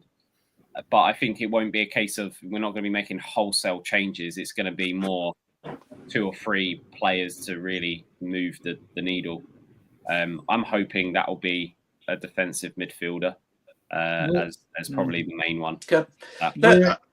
We're in unknown territory with centre backs, aren't we? Because we don't know if they'll give Davies an extension because he finishes. Personally, I don't think he's an upgrade. I'd let him go.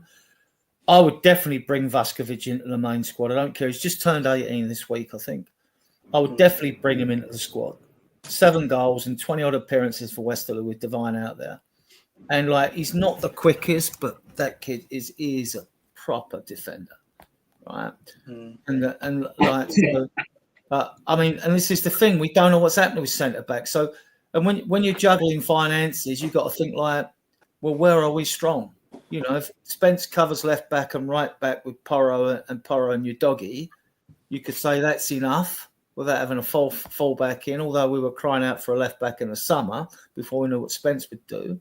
And at centre back, again, you've still got Dorrington, who's better on the ball than Phillips, but they're both units as well. They're both huge talents. Yeah. So, the other thing with centre back, and I know this is not a conversation that anybody particularly wants to have, but if Van der Ven is only ever going to be able to play 35 to 40% of the games in a season, you know, is that not a player that we should be? And I hate saying this because I think Van der Ven, when he's fit and playing, is a cheat code. Like, he is literally a robot. He's basically the centre back version of Erling Haaland, like in the terms of what he can win you a game in creating a chance from running from the back, but also saving many goal scoring opportunities in transitions for other teams. But realistically, if he can only play 35 to 40% of games every season, which is what he has done for the 2 seasons he's been here, is that not a player that we should really be looking to improve on? I don't think you get your... Well, do you think then, Tom, that, I mean, Van der Ven, right? Fantastic player when he's fit. But do you think, I mean, like, whereas Romero would command a bigger price than Van der Ven, right, if he decided he wanted to go because he's got 2 years left on his contract in the summer, and if he doesn't want to sign it, well, then you sell him. We don't hang about, just sell him. Well, I like the player. I really like the player. I think he's our best defender by a mile. But that's only my opinion. But Van der Ven, if you're a club looking at him, there's rumours, Liverpool are looking at him and all that, they're not going to offer top money for a player with a history of an injury record, are they? I mean, we paid, 42 million for him from Wolfsburg? Yeah, I mean, I think the thing, the only reason why I'm saying it is it's just something to be thought about. But if we, if we are bringing in, if say Romero sells and we buy another player, but then we've got Vuskovic and Phillips and Dorrington, hopefully that's enough backup along with Danso for Van der Ven and his issues that he can actually play a bit more bit part and stuff like that, So it's just something that crossed my mind that as much as I love Nicky Van der Ven, I feel Tottenham have been guilty in the past of holding on to players that we kind of have a bit of sentimental value around.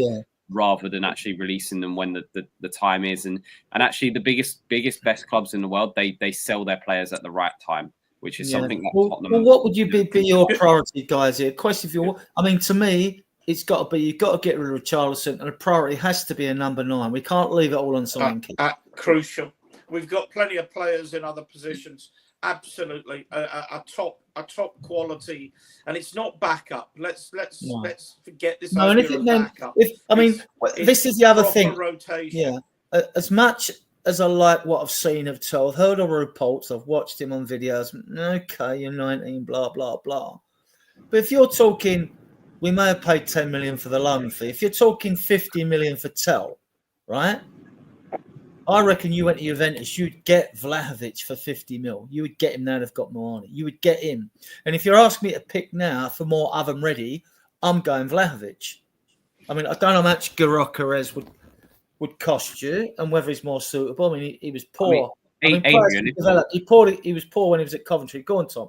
I was going to say, if you've got 50 million for Vlahovic, then why not spend the extra 7 million and get Harry Kane back?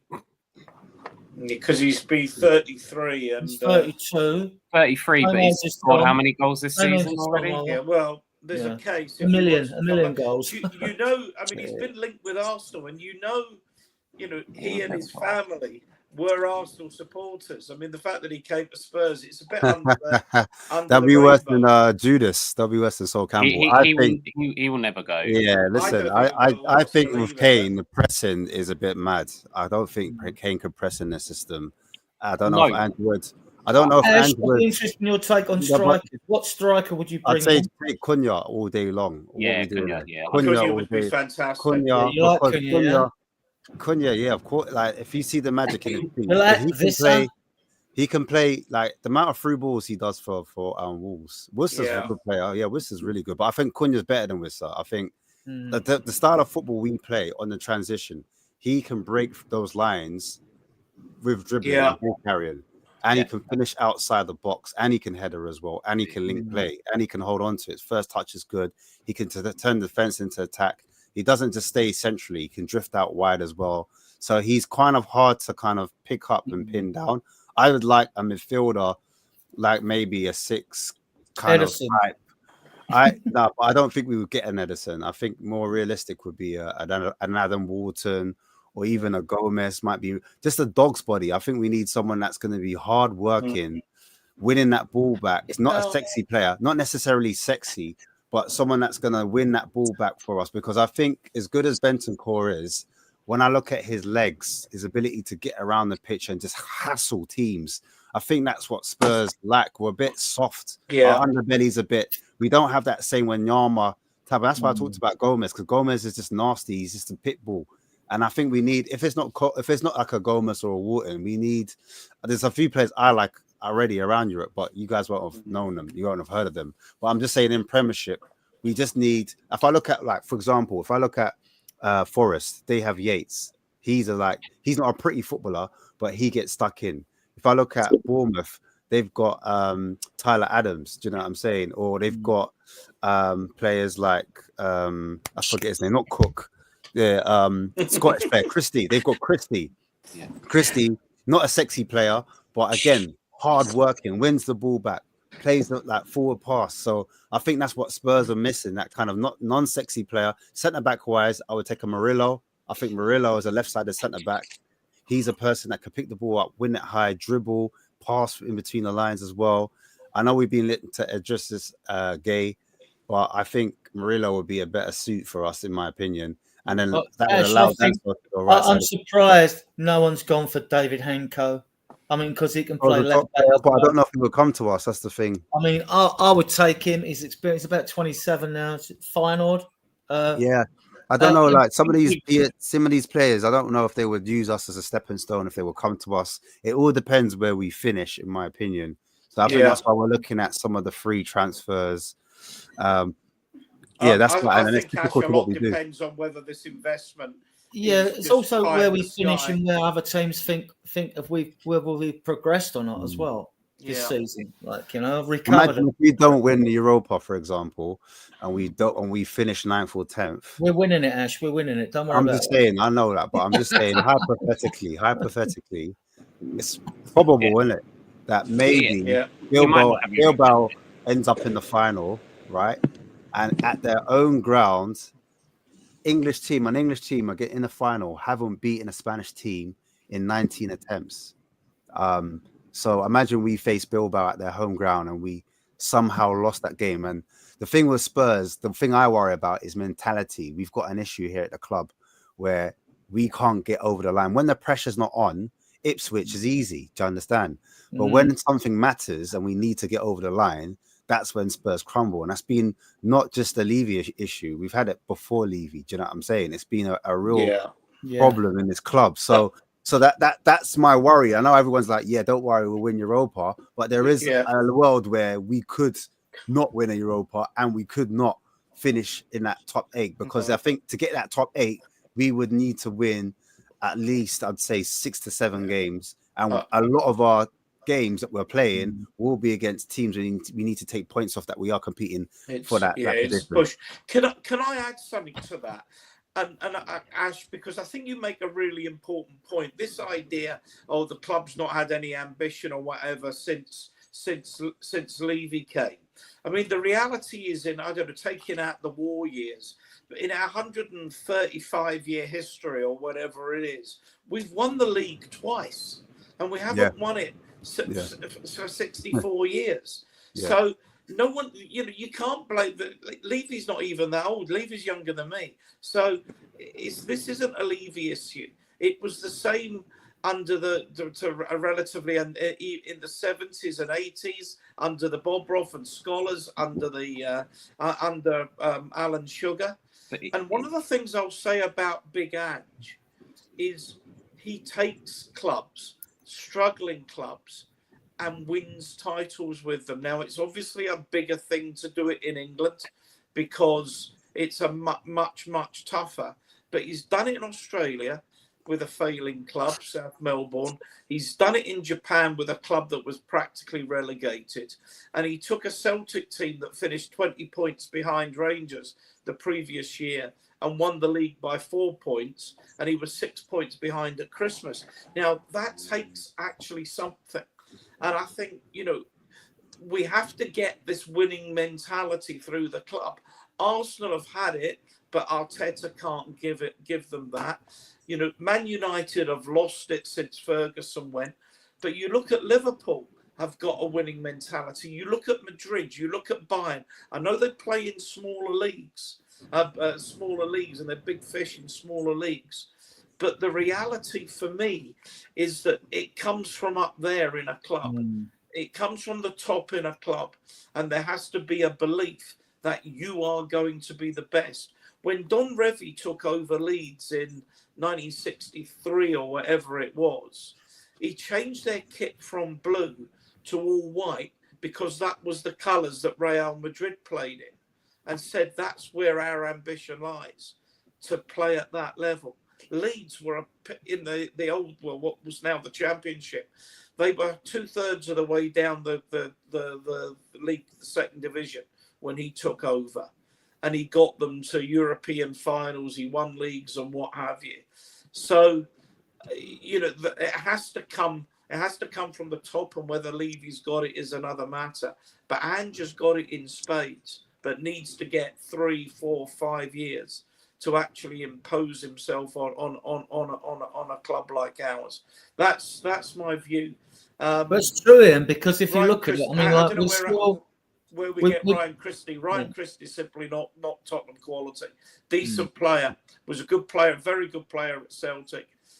Wanted to go. The thing is, I think he was on something like 7,500, 8,000 at Celtic and went for 25,000 to Bournemouth. But the best will in the world, Angelo, Ryan Christie is nowhere near good enough to play for Tottenham. Nowhere near. But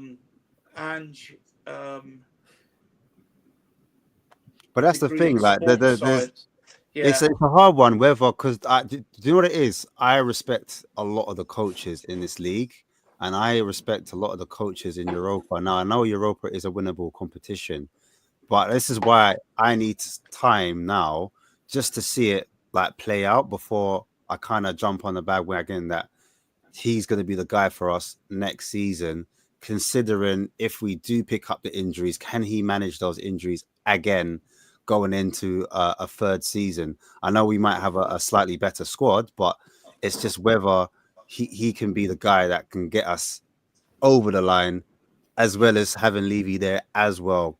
Could they together as a partnership get us to the place that we haven't done, even in our best years under Poch? Because let's face it, Poch was he's one of our better managers, right? And he wasn't able to do it. So he didn't win anything. No, he didn't win anything. Exactly. So are we saying that this guy is going to be Poch levels? So that's where my question I'm saying Ange knows how to win. I'm not saying it's easy. I'm not saying this isn't a level up, but I think that man knows how to win competitions.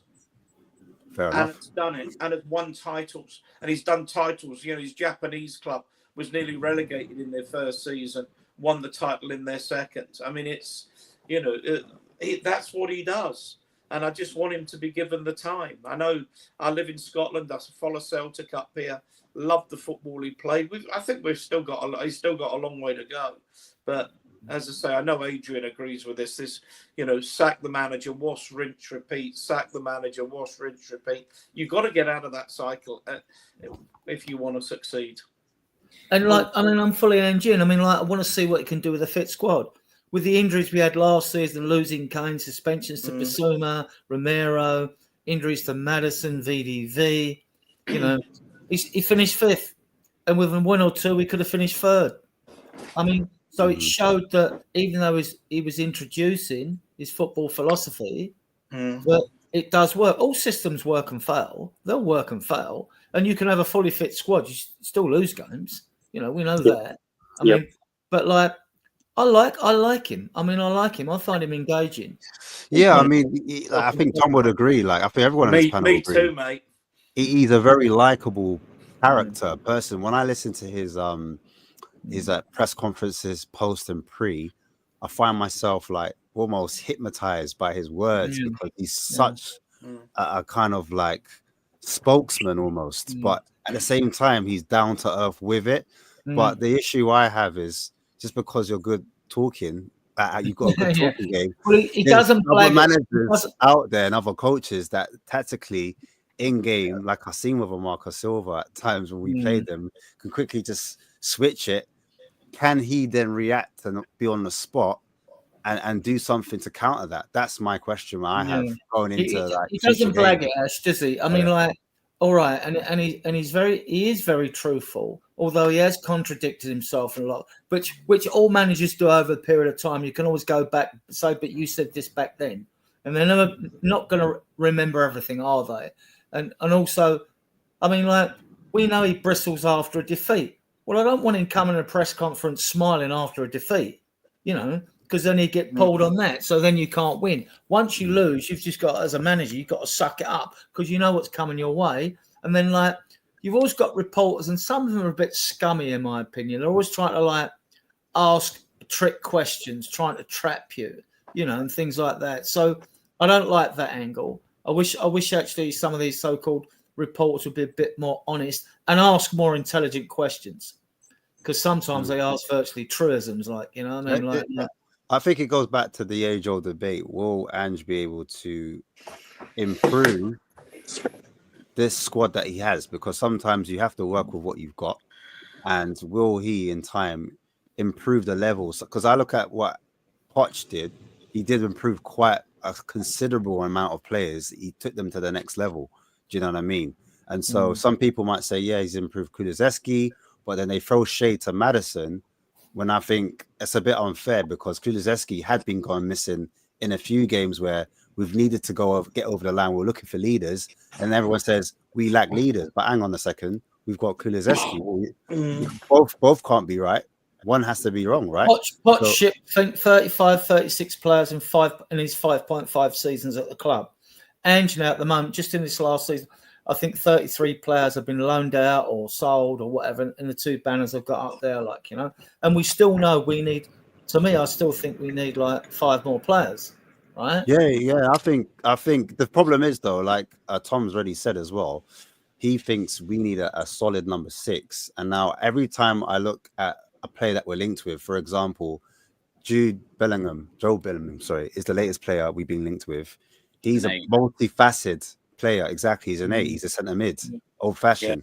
Who can defend and he can attack. Yeah. So he's not necessarily a player where he's specialized in being a defensive midfielder. And I think defensive midfielder in a 4-3-3 system, when you're playing a single pivot, a lone person in behind to protect the back two, because remember, we play more time with a back two defenders.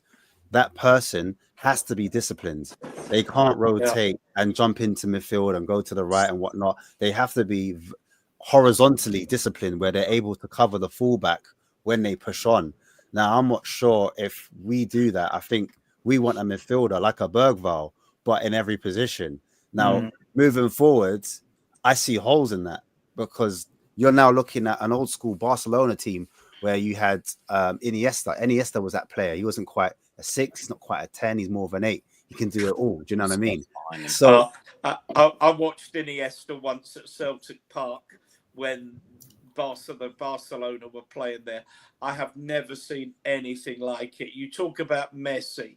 Iniesta ran that game from start to finish. I know I've cut in on you, but no, bro. It was an absolute. In the end, I don't know. Barcelona won 4-1, but in the end, you go, Celtic aren't winning this game. Fine.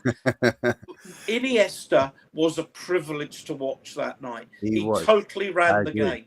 I agree. I think we'll get Johnny Cardozo, 25 million euros, 21 million quid.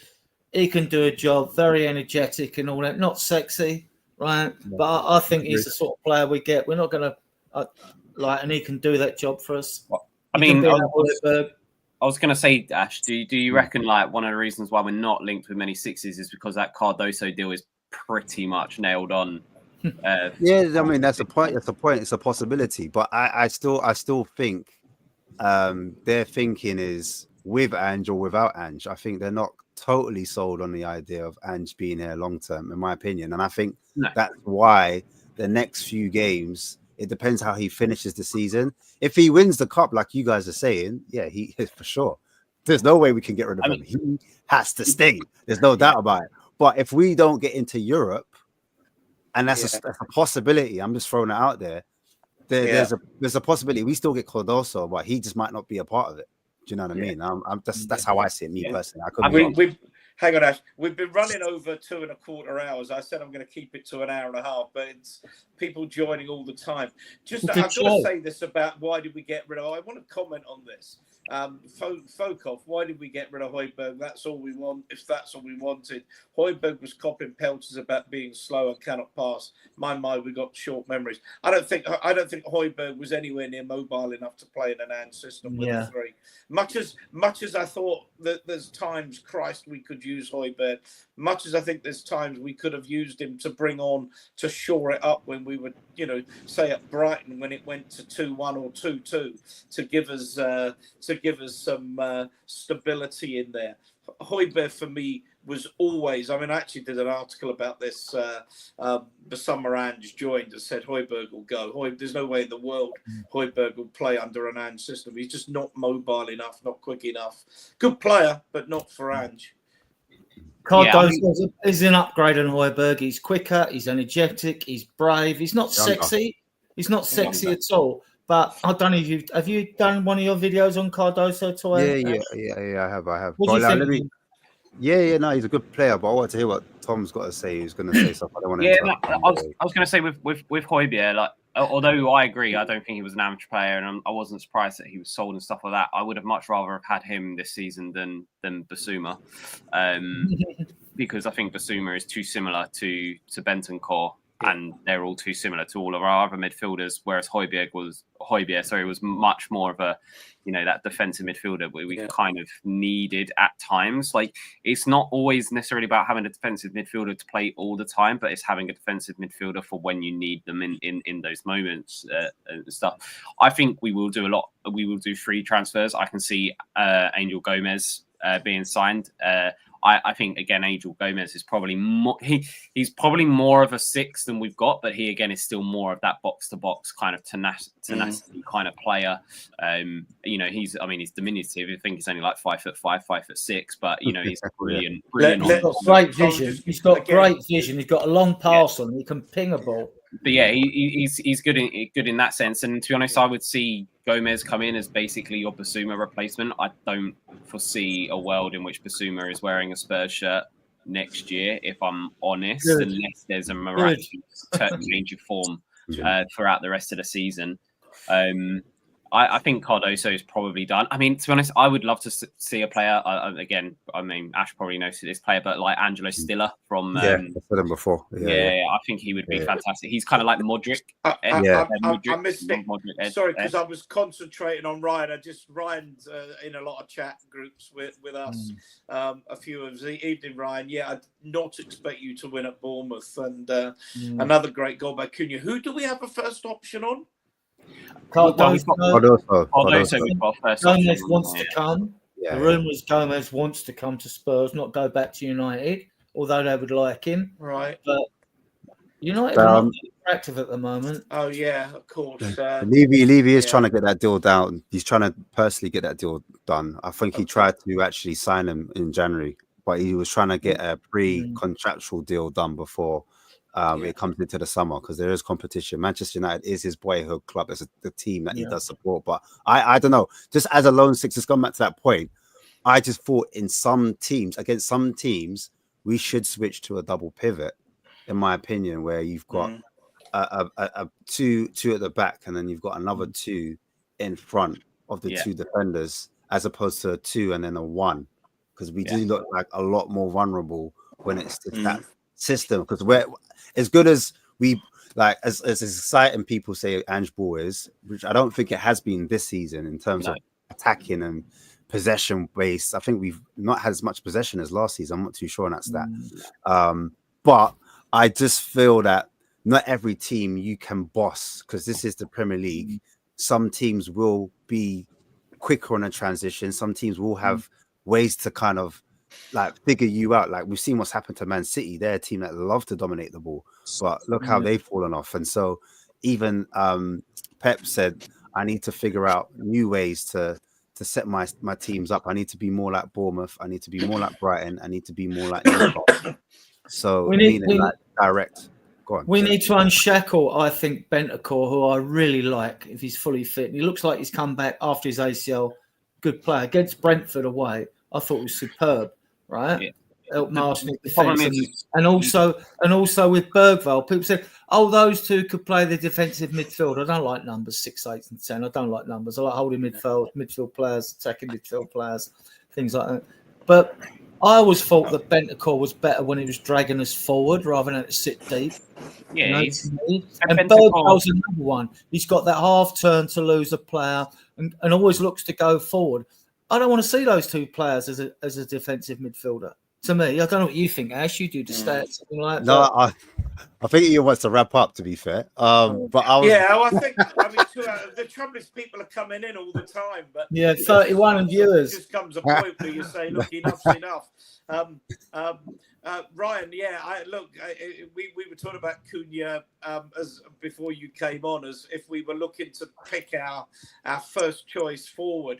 I think we're all taking Cunha, everybody, but I think there'll be an absolute. I mean, he would be absolutely perfect for Arsenal. Man City as well could use him in their Championship team next season with a points deduction. Chelsea lack a striker. There will not be any shortage of takers for Cunha, not at all. I think. Go on. I was going to say I think the only way we get Cunha is if we've got Champions League football next year, and I think Cunha he's kind of the perfect player for us because again he can cover multiple positions across that forward line. The thing that I like most about Cunha is that he is a match-winning player. Like he can just produce a moment to win a game, which is, I think, something we're severely lacking in this team. We have too many players that go missing in those moments, as Ash said earlier, with Kulusevski and Maddison, and they're all guilty of it, of disappearing. Whereas actually the one thing that you've seen from Cunha this season is that he will stand up and be counted in those moments, and he'll take games on himself as well to be able to go and win. And going back a little bit on the conversation around Ange and stuff like that, I think not to just coin a term of some other channels on here, but I do think Ange is the guy before the guy, and Ange, as you said, Ian, has specialised in mass rebuilds, and I think Spurs knew, and this is me giving a bit of credit to the Spurs board, which is not something I've really wanted to do too much lately, but in a bit of forward planning, and they got a guy in, okay, maybe fell on him a little bit because of other rejections from other managers, but got a guy in who they knew could cope with a mass rebuild and has done that before, and in terms of whether or not he can improve players, I think you'll see that either if he's here next year or not, because actually a lot of the players he's got now are young players that are naturally going to improve. You're going to see if he can improve them even further. I think players like Basuma are a bit kind of lost cause for him improving. He's a 28-year-old player. He should be, the player that he's going to be. He should be that already. And in terms of Bentancur is not a defensive midfielder. He was never a defensive midfielder. He's always been a number 8. And that was something that a lot of Juventus fans were, when he played there, they kept crying out for him to not be played as a defensive midfielder. So yes, he is much better when he can be that box-to-box kind of marauding player going forward. But unfortunately, we don't have any. He is possibly the best defensive midfielder we have in the team at the moment, hence why he is basically like shoehorned in that position. Tom, do you think that apart from Cardoso and Gomez, that Tyler Diblin is on that list for the summer as well? Well, I mean, if you look at the history of what Spurs are doing, they're buying the best sort of under 21-year-old players around, and I think Southampton get relegated, Diblin becomes available for like 30 to 40 million in my opinion. I wouldn't pay any more than that for him, especially as I wouldn't consider him a priority in the summer. I think that's the one thing. If we're if we look at our spend over the last few seasons and what we're likely going to spend this summer, it's around about 150 million, right? So depending on sales and stuff like that, if you're looking at spending 40 to 50 million on Diblin, then that's only leaving yourself 100 million to get players that we probably need a lot more than that. Yeah. But I think there's value to be found in the teams that are likely to get relegated. In Diblin from Southampton, Delap or Hutchinson from Ipswich. I wouldn't say there's anybody from Leicester that I'd particularly look at, to be honest with you. But there is value to be found there. But again, I as long as we pick sensibly with the players that we get, I just want us to sign top quality players rather than they could be good players. You know what I mean? Ash, have you done a video on Diblin at all? Have you done one at all? No, I haven't done a video Diblin, but just to Tom's point, he makes a good point. I think throughout this administration, coming back to Levy, have we ever bought a player that's been a match winner of late in the last 10 years, 5 or 10 years, especially after that kind of Champions League where we were in that kind of moment where we could get to the next level? Because I think Liverpool, it's between us and Liverpool, who's going to make the next step up. I think Liverpool kept getting to finals. They finally fought us in that final and they made that next step. They made a big spend on Alisson. They made a big spend on Van Dijk. It wasn't 3 or 4 players that they spent on. They just said two players, boom, we'll go and get those players. I'm not sure under this administration we've actually done that. We just said we'll look at 1 or 2 players that will be difference makers instead of mass spreading 4 or 5 players to kind of shoehorn into a system, and then that manager that comes in, he's no longer there, someone else takes over, and doesn't quite work because that new manager needs something a bit more specific rather than general. Do you know what I mean? So I think we're in danger of doing that again this season. Diblin, obviously he can play on the right wing, he's left-footed, and also can play in the 10 as well. He scored, I think, 2 goals this season in the league. But whether Diblin is the player that's ready now and how much would that cost could affect our overall spend. And then people will be like, oh, Tottenham do spend money. What are we talking about? Tottenham do spend. But it always comes back to how we spend the money and are they the right areas that can move the needle and take us to the right level, the next level. Diblin, I want another ready striker. I don't want a kid, basically, because strikers, they've got that guile, haven't they? How to fool defenders and all that. Whereas I like to tell, still learn this trade. If we get him, we get him. That's fine. I mean, it's not my choice, is it? But I mean, it depends. If you want 4th and you're a Spurs fan, you're like, I think Spurs are a Champions League team. I think Spurs should be finishing 4th. Who is your top 4 at the moment? You're looking at Man City. You're looking at Arsenal. You're looking at Liverpool. There's an argument to say there's Chelsea, Newcastle.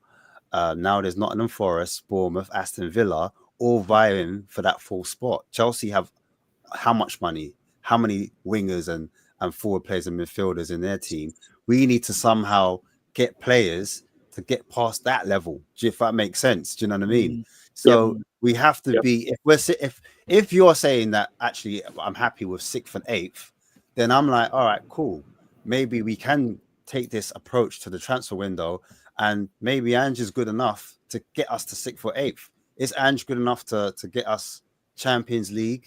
Because I think that's what the board really want. I know we want cups, but I don't know how much the board really prioritize things like FA. The only reason why I say that is because previous managers we've always played 2nd-tier teams when it's come to the FA Cup, League Cup. Even under Ange's first season, the fan base was going crazy because he played the 2nd team against Fulham and we got knocked out on penalties. Do you know what I mean? And that was a big issue.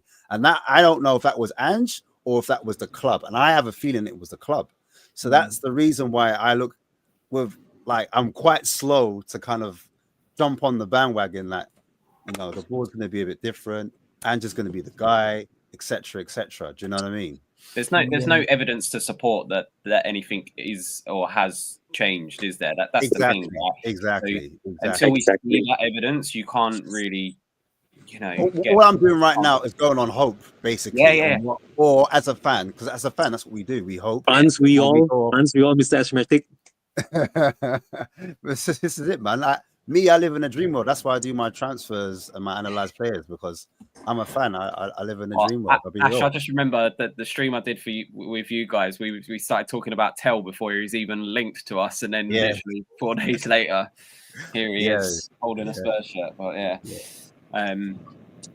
I think for me this summer, as much as like I'm like, oh yeah, we should move Basuma on, we should move Richarlison on, we should move this person on, we should. I also think I would much rather see us spend 75 million on 2 world-class players than I would be like, and if that means that we keep a Basuma and we keep a player like that, then so be it. Like, I think if we keep hold of Romero with Danso coming in, Dragusin, Van der Ven, Vuskovic, you know, I think actually we're well stocked in the centre-back area. There has to be a sacrifice. Jed Spence having his, you know, versatility and being able to play both fullbacks roles, that kind of covers us to there. I still think we probably should get either a left back or a right back. I guess you can go for either one now, based on the fact that Jed Spence can cover both positions. I do think that is priority, but I wouldn't necessarily be saying that that's where I'd want to dump 75 million. I'd much rather us, instead of spending 40-50 million on Diblin, I'd much rather us spend the 62.5 million on Cunha. Like, do you know what I mean? I'd rather spend that extra. And I think that's something that Spurs have failed to do in the past. They could have spent an extra 10, 12 million on getting a world-class player, and then instead they went cheaper and bought another player for 40 million, and then had to buy another player for 40 million, and then another player for 40 million, and ended up spending twice as much. And then if they had just bought the cutting corners, Tom, cutting corners. Well, that's where Leeds fails. This is it. Exactly. And yet we've spent, I think, since the stadium's opened in 2019, about 1.2 billion on players. But Adrian, that's the point, right? It's not that we're not spending money, is that we're not spending that little bit extra on the player. So in where we could have bought a player for 70 million, we've ended up having to buy 3 players for 40 million. And then you end up spending more money than you would have if you had just bought the decent player in the first place. And that's where it's frustrating. And the reason why we didn't buy that player that was extra money is because you would have had to have spent a lot more money on wages. And wages is clearly, that's the hot topic at the moment, but that's clearly the killer with things. You know, you could spend you could spend the same money that we spent on Solanke, and then this is not me bad mouthing Solanke, because I think Solanke is a great player, but you could have spent the money that we spent on Solanke on a world class player that you would have Vlahovic. but exactly. But Vlahovic, he's going to come with about 250 grand a week wages. I don't think Juventus play the top wages. I think their attraction is that, like, they always win the league, basically. But he's going to be on big wages like that. Don't get that twisted. So to get a player in like that, you not only have you got to spend the money on a transfer fee, which might only be 40-50 million for Vlahovic, but then you've got to spend more money on wages, which is that seems to be, which is fine if you get Werner off your books. Well, yeah, I mean, I forgot he even plays for us, to be honest with you. I don't think we'll see him in a Spurs shirt again this season. I hope we don't, anyway. I hope we don't as well. But he's on 10.5 million at the moment a year, but I don't know how much that is per week. Vlahovic, I don't know how much that equates. A lot. Let's put it this way: it's a lot. That's all you need to know. Anyway, Ash, I'm not taking a cut in wages for no one. Yeah. Right. Okay. 2.5 hours. Still got good numbers, guys. Please hit the like button. Please hit the subscribe button. 200. Oh. Is that the number of subscribers we've now got? No, yeah, or is that the number of hours this show's actually been going on? Right, no, seriously, it's 10:30 here, and I'm going to be in trouble.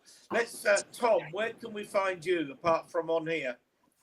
Well, yeah, obviously I'm an admin on this channel, so yeah, I'll pretty much every Sunday stream I'll be here, and then every now and again I tweet on I post on X, I should say now, at Zookeeper Tom 1.